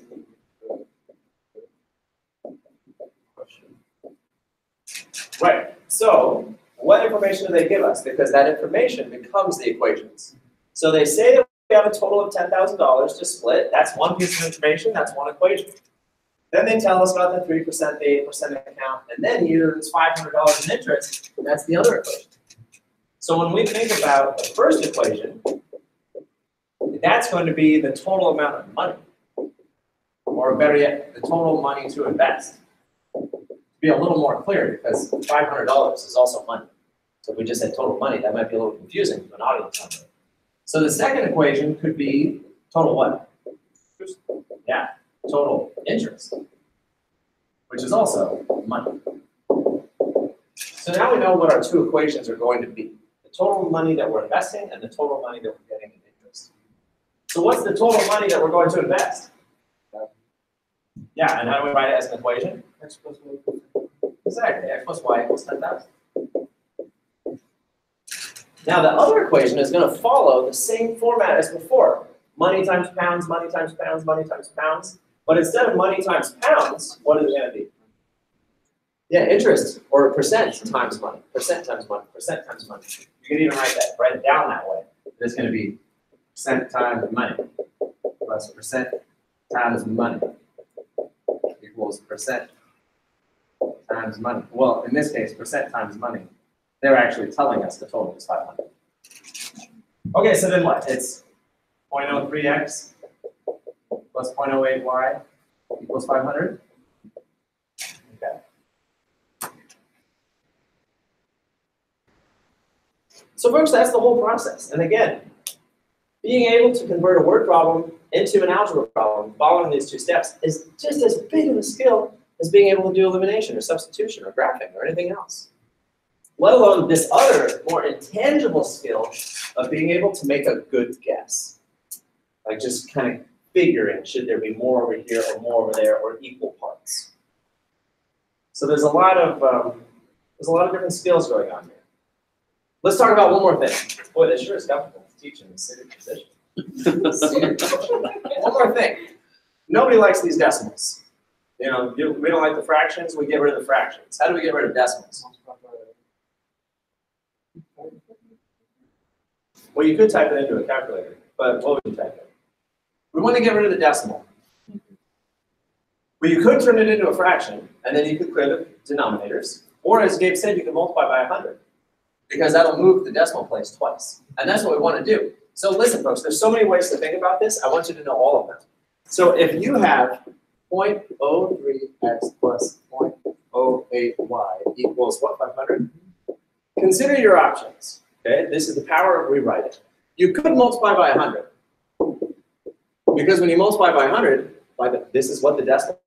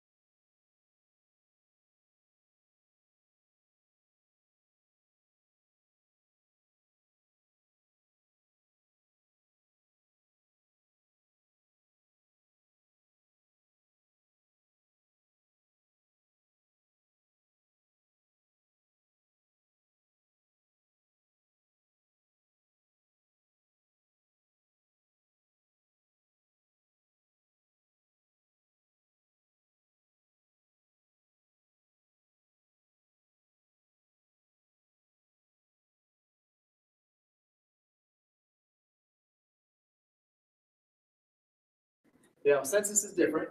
That's census with an S. What's another word that has a cent? A cent. How many cents are in a dollar? So what does cent mean? 100. Cent means 100. So per cent literally means per 100. What's one more word that starts with cent? Sentimental. Very funny. That's with an S. There's at least two more. What other word starts with cent? Centurion. Centimeter. Centimeter. And how many centimeters are in a meter? 100. Now, there's one more word really important that starts with cent. Sentence. Sentence. Sentence. That's what it is. Centipede. Does everybody, you've heard of the word centipede, right? Yeah. Folks, centipede, the word, the name is a joke. That freak me out. How many legs does a centipede have? Not 100, maybe 18 or 20 at most. You gotta think about the first person who saw the centipede. What did they say? Like, oh my God, it's got like 100 legs. Exactly. It's a joke. It's a total joke. Centipede is an exaggeration. No. Exactly. What's the other creature? Millipede. And now imagine that person. They're like, whoa, that thing has like 1,000 legs. Does it have 1,000 legs? No, it's a joke. It's a total joke. That is your first etymological joke, everyone. So next time you're at a math party or just a party and you need someone's like, anybody got any good etymological jokes? You can say that one.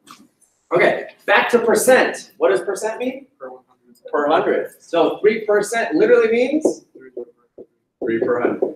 And 8%, 8 per 100. And so how do we get rid of the decimal? Well, you can turn the decimal into a percent into a fraction, and then how do you get rid of the denominator? Multiply by 100. So does everyone see all those options available to you? Pretty powerful. You have a lot of options for doing it. Okay, so the bottom line is we now have two equations. Write down your final ones. X plus y equals 10,000, and 3x plus 8y equals 50,000. Now see, that's really interesting to look at, folks, because if you were just a passerby, and you just popped into the classroom real quick, and you're like, hey, this question's about $10,000 with 500 in interest and 3 and 8%. And then you look at the equations, and they're like, what, 50,000? It was 500. What, 3 and 8? It was 3%, 8%. What happened to all of the numbers that were in the word problem? And now that's the equation? To someone outside the class right now, this would be very confusing. Right, because it's not a direct, obvious link between the two. Okay. So again, you all can solve that one in any way you like. What's the next metric prefix after centi and milli? What's even smaller than a centi and a milli? What? Huh? Deci. Deci goes the other way. That's only 10 legs. Is there a creature with only 10 legs? I think there are decapods. And which is weird that it would be deca instead of deci, but decapods are like lobsters and crabs and things. I think after centi, 100, milli, 1,000, the next one is micro, which is a million. So that'd be a micro centipede, micropede, a micropede. You'd be like, that thing has like 1,000,000 legs. So silly. And yet, I don't know, give it enough time, maybe somebody will find a creature with that many legs. They're like, whoa. That's why it's like Yeah. That's a good point, because cilia, the cilia on a bacteria. What about water bear? That's what they're called? Water bear? Yeah, I think it's like, I don't know, it's like this little, like, it's like, But a bacteria does have cilia. You all know the word cilia? So cilia, I mean, that we could go around calling that a micropede. Centipede, micropede. Micro doesn't sound very interesting though. What's after micro? Micro is millions? Nanometer. It could be a nanopede. That thing has like 1 billion legs. Anybody? I'm excited about this idea. All right, so we've set up some word problems. We have time to tackle 1 or 2 more problems. And what we're going to do now is 3 variable systems of 3 equations. Now this is actually really exciting. Emily, I think I saw you roll your eyes a little bit. No, it is actually really exciting. This is a really cool method. Now you'll notice how much space do you have on that page? A lot. And that's because how much room does it take? A lot. Now the good news is, conceptually, there's a really good framework for what we're trying to do. There's a really good framework for what we're trying to do. So first, let's review what we've done with elimination. Okay? Everyone just look at this fake example I'm giving you of elimination. 3x plus 2y equals 8, and negative 3x plus 4y equals 2. Right now, how many equations do I have? 2. And how many variables? 2. So we have 2 equations and 2 variables. And what do? We turn it into one equation in one variable. So conceptually, what we're about to do is we're going to take 3 equations and 3 variables, and the first thing we're going to do is turn it into 2 equations and 2 variables. And then the next thing we're going to do is turn it into 1 equation and 1 variable. And that way we'll have successfully solved 1 variable. So let's take a look at how this works. I'm going to just get up there. We have 3 variables. We have 3 equations and 3 variables. And everybody label it, okay? Right here, we have 3 equations and 3 variables. What we want is 2 equations and 2 variables. So here's what we're going to do. We're going to take the first 2, and this is arbitrary. Okay, I'm just putting the first 2 equations together. I'm going to put those first 2 equations together and eliminate the z variable. And what would that create? Now maybe don't write this down yet. Just watch visually. If I put the first 2 equations together and eliminate the z variable, what will I end up with? I would have, I'm just kind of writing down what we see, even though it's not accurate. If I eliminate the z variable and mash them together, I'll get 1 equation and 2 variables. And then I'll take the second 2 equations. Again, just arbitrary, I'm just pairing them up in buddies. And I'll eliminate the z variable again. And that would leave me with 3x minus 5y equals 21. That would give me another equation and 2 variables. And now that I have 2 equations and 2 variables, what can I do? So I can eliminate and get 1. Let's just say that those eliminated, which they almost do. I would have 1 variable in 1 equation. Okay, so that's our step-by-step process. We take 3 equations and 3 variables, pair them up twice to get 2 equations and 2 variables, do standard elimination to get 1 equation and 1 variable, and then we'll have our first, we'll have our first answer. Once we have our first answer, what do? We take that and where do we plug it? Back into one of those. Now this is called back substitution. That's actually the phrase. We're going to take the answer we finally got to, and we'll do back substitution back to here, and that will allow us to solve for y. I'm just going to write down a number. Now I have x and y. I'll take both of them and back substitute all the way back to the beginning and solve for z. Okay? So it's an interesting little procedure. We go from 3 equations and 3 variables, mash, 2 equations and 2 variables, regular elimination, 1 equation and 1 variable. We have our answer back substitute once to solve for y, back substitute again to get z. That's quite the process. Yeah, you plug both x and y into that so that you'd be able to solve for z. Okay, that's what we're going to do. So now let's just go ahead and do it. That's the process. Now let's try it. We're going to try it exactly as I just said. So let's pair up the first 2 equations together first. Okay? So take the first 2 and write them down. 3x minus 1y plus 1z equals 3. And 2x minus 4y plus 3z equals 16. And what's our goal? Then we're going to eliminate z. Why did I choose z? Because I don't like z. No, it's just, I just arbitrarily chose one variable to get rid of. So to eliminate z, the larger one is positive 3z, so I wish this were negative 3z. So I'm going to multiply that one by negative 3 all the way across. Now there's 4 things to distribute to. Be very careful. That's negative 9x plus 3y minus 3z equals negative 9. The z's cancel just like we expected them to. And now we have negative 7x minus 1y equals 7.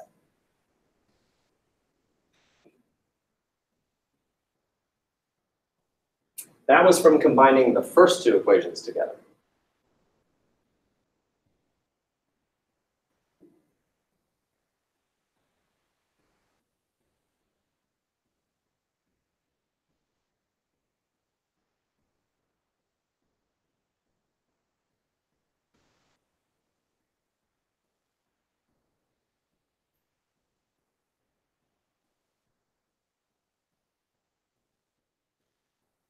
Okay, now what? Now we combine the second two equations together to eliminate z again. So now we write those again together, 2x minus 4y plus 3z equals 16. And then 1x minus 1y plus 1z equals 5. Now this is very important. It's very important right now we eliminate z again. We can't now just substitute x and y because it'd be more convenient, because then the resulting two variable equations wouldn't be in the same variables. We need the resulting two variable equations to be the same two variables. So you have to eliminate z twice. So how do we do that? Just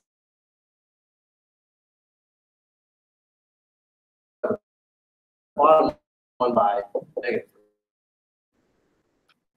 3. Right? So that'll give us, again, be very careful. We have to distribute all the way across. So negative 3x plus 3y minus 3z equals negative 15. And I'm going to rewrite the first equation right next to it so that my eyes don't have to work so hard. So that's the pair of equations where my z's will cancel out.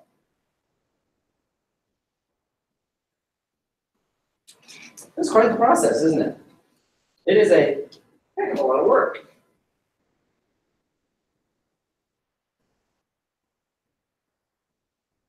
Are you trying substitution? Yeah. It's admirable. You can do this problem with substitution. But I wouldn't do this method right now. So it is possible to solve a system of 3 equations and 3 variables with substitution. It totally is. And I encourage you to give that a shot. I think that elimination is ultimately the easier way to go. But you can definitely do substitution. It would work. Okay, so now what do we have? Negative 1x minus 1y equals 1. Okay, so we now have 2 equations and 2 variables. So now we proceed. We're going to solve that system like a normal system, because now it's just a 2-variable, 2 system, so we can solve it just like we normally would. So we have negative 7x minus 1y equals 7, and negative 1x minus 1y equals 1. And which variable would you like to eliminate? Yeah, probably y, because they already have the same number. We just need to change the signs. So I'm going to change the signs on the bottom equation. And now I can eliminate the y, and that gives me negative 6x equals 6, or divide by the negative 6, and x equals negative 2.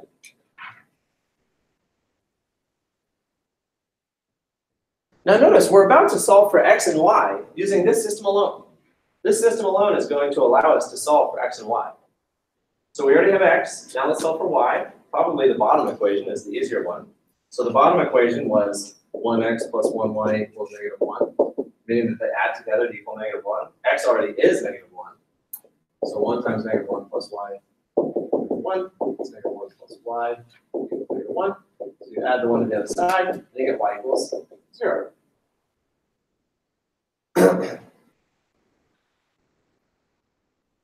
So once we eliminated z twice to get 2 variable equations, and then we did elimination on our 2 variable equations, we're already done solving that system the normal way, x and y. We have our solution for x and y.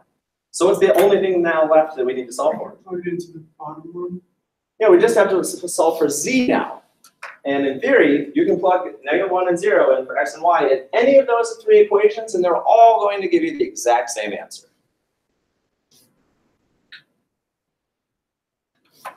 So I think the easiest one would be the last equation, x minus y plus z is 5. And so x is negative 1, y is 0, and z is 5. So that's negative 1 plus z equals 5. Or add the 1 over, and you get z equals 6.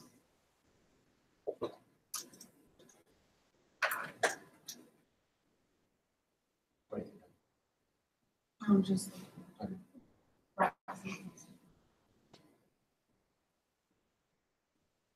No, right now, do we know we have the right answer?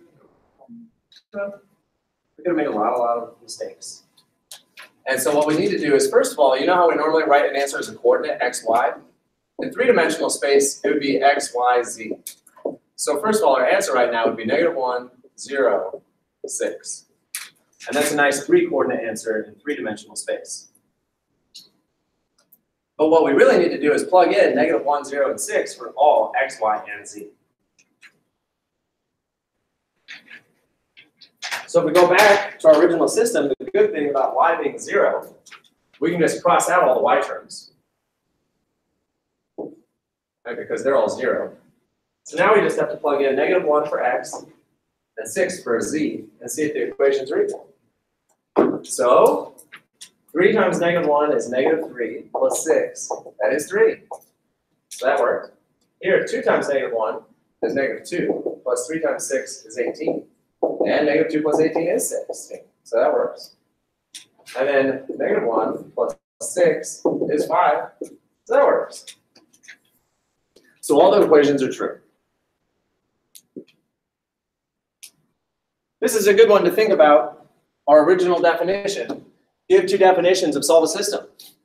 You'll notice in this case, a 3-variable equations, we didn't visualize this at all. What would a 3-variable equation even look like? Tough to visualize. We don't even know what to visualize. Whereas find a coordinate that makes all the equations true is what we technically just did. Without looking at this at all, we found a coordinate, a 3-coordinate, that made all 3 equations true simultaneously.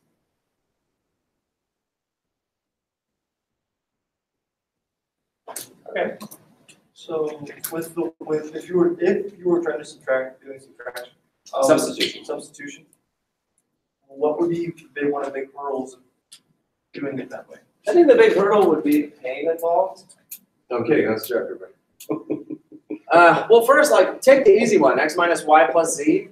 We have to make a substitution sentence. So you'd have to add the y over, subtract the z over, and so now you have a substitution sentence. X equals y minus z plus 5. That's the first thing to do.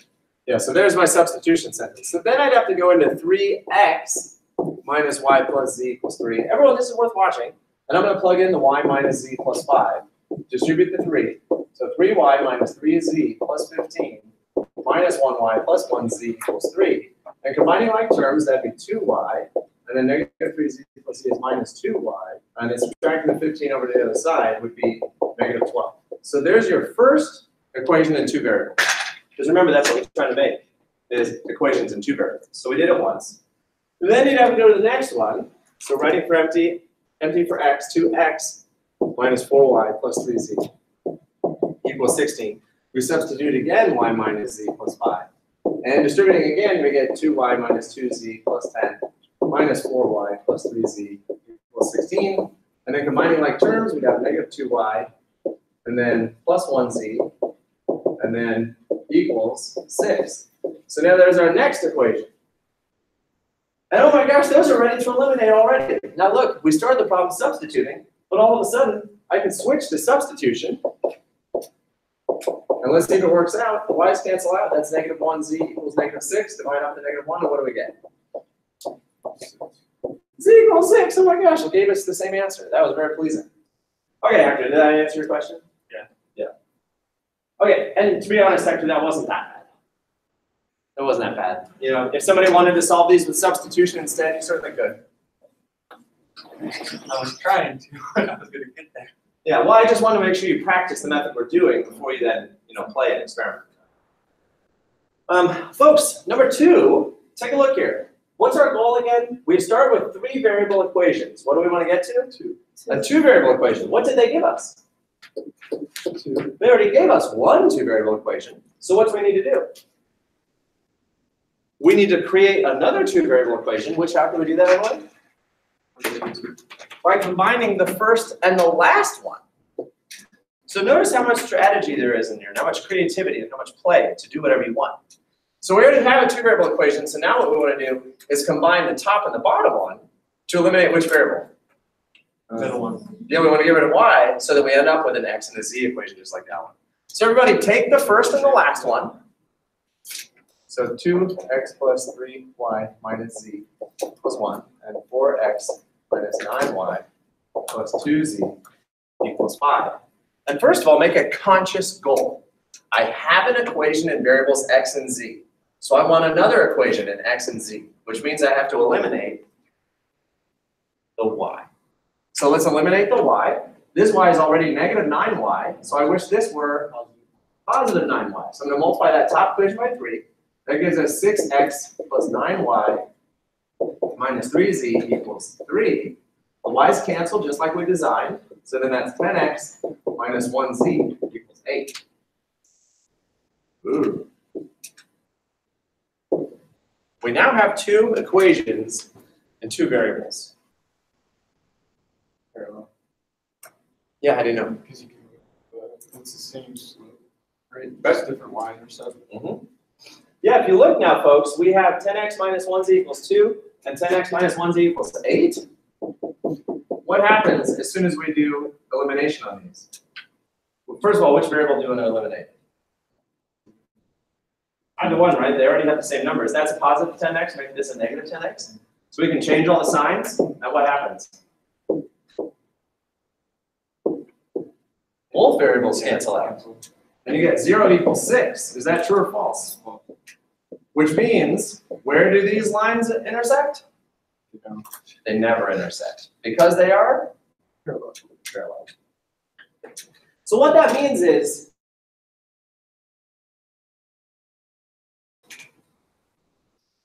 well, ultimately what it means is there is not one point where all three lines intersect. Because that's always what we're asking for. Like with 2 lines, we want to know where they intersect. But with 3 lines, we want to know where do all 3 lines intersect at one point. So We found that in the previous one. They're all parallel to each other. Well, actually, we don't know. We have no idea. All we know is they don't all intersect at one point. What could that look like? They could all be parallel. Or they could, 2 could be parallel. right? They could all intersect in some sort of fun triangle pattern. They could, well, I think that's it. I think those are your only 3 possibilities. So there's not one point of intersection. So there's either 3 points of intersection or 2 points of intersection or no points of intersection. Well, that makes sense. 0, 2, or 3, but not 1. Yeah. All right. Very nice, folks. So I've got 5 minutes left. And left to my own devices, I would torture you. I mean, I would keep us going, and we would start the next problem. But instead, how about I say, let's use these next 5 minutes for anyone who wants to continue working, to come ask me questions, and I'll pass back your tests, and that way you can have them and look at them and come ask me questions about that as well. So let's just use these 5 minutes. You can review your test. You can keep working on these equations we just did. You can organize your work. You can do anything you like. I'm not, quote, letting you go early. I just don't have anything else to tell you right now, other than use this time to come ask me questions. Here's more. If you leave, I won't stop you. I'm just not letting you go early. Here's more. There's Gabe. Thank you. If you have any questions at all, please come ask.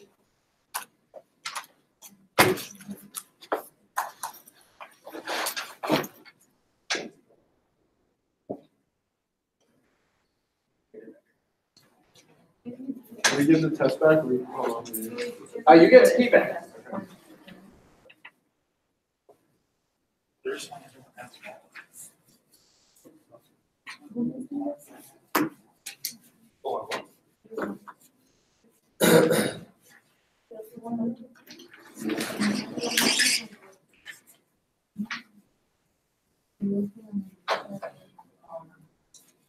Mr. G, Yeah. when doing these equations, is there any chance you might divide? Like divide each answer? What? Like when you have your y equals something plus something. Yeah.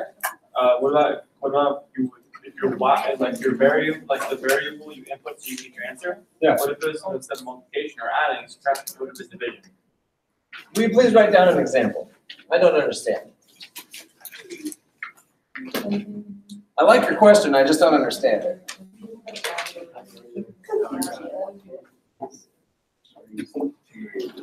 So like if you were to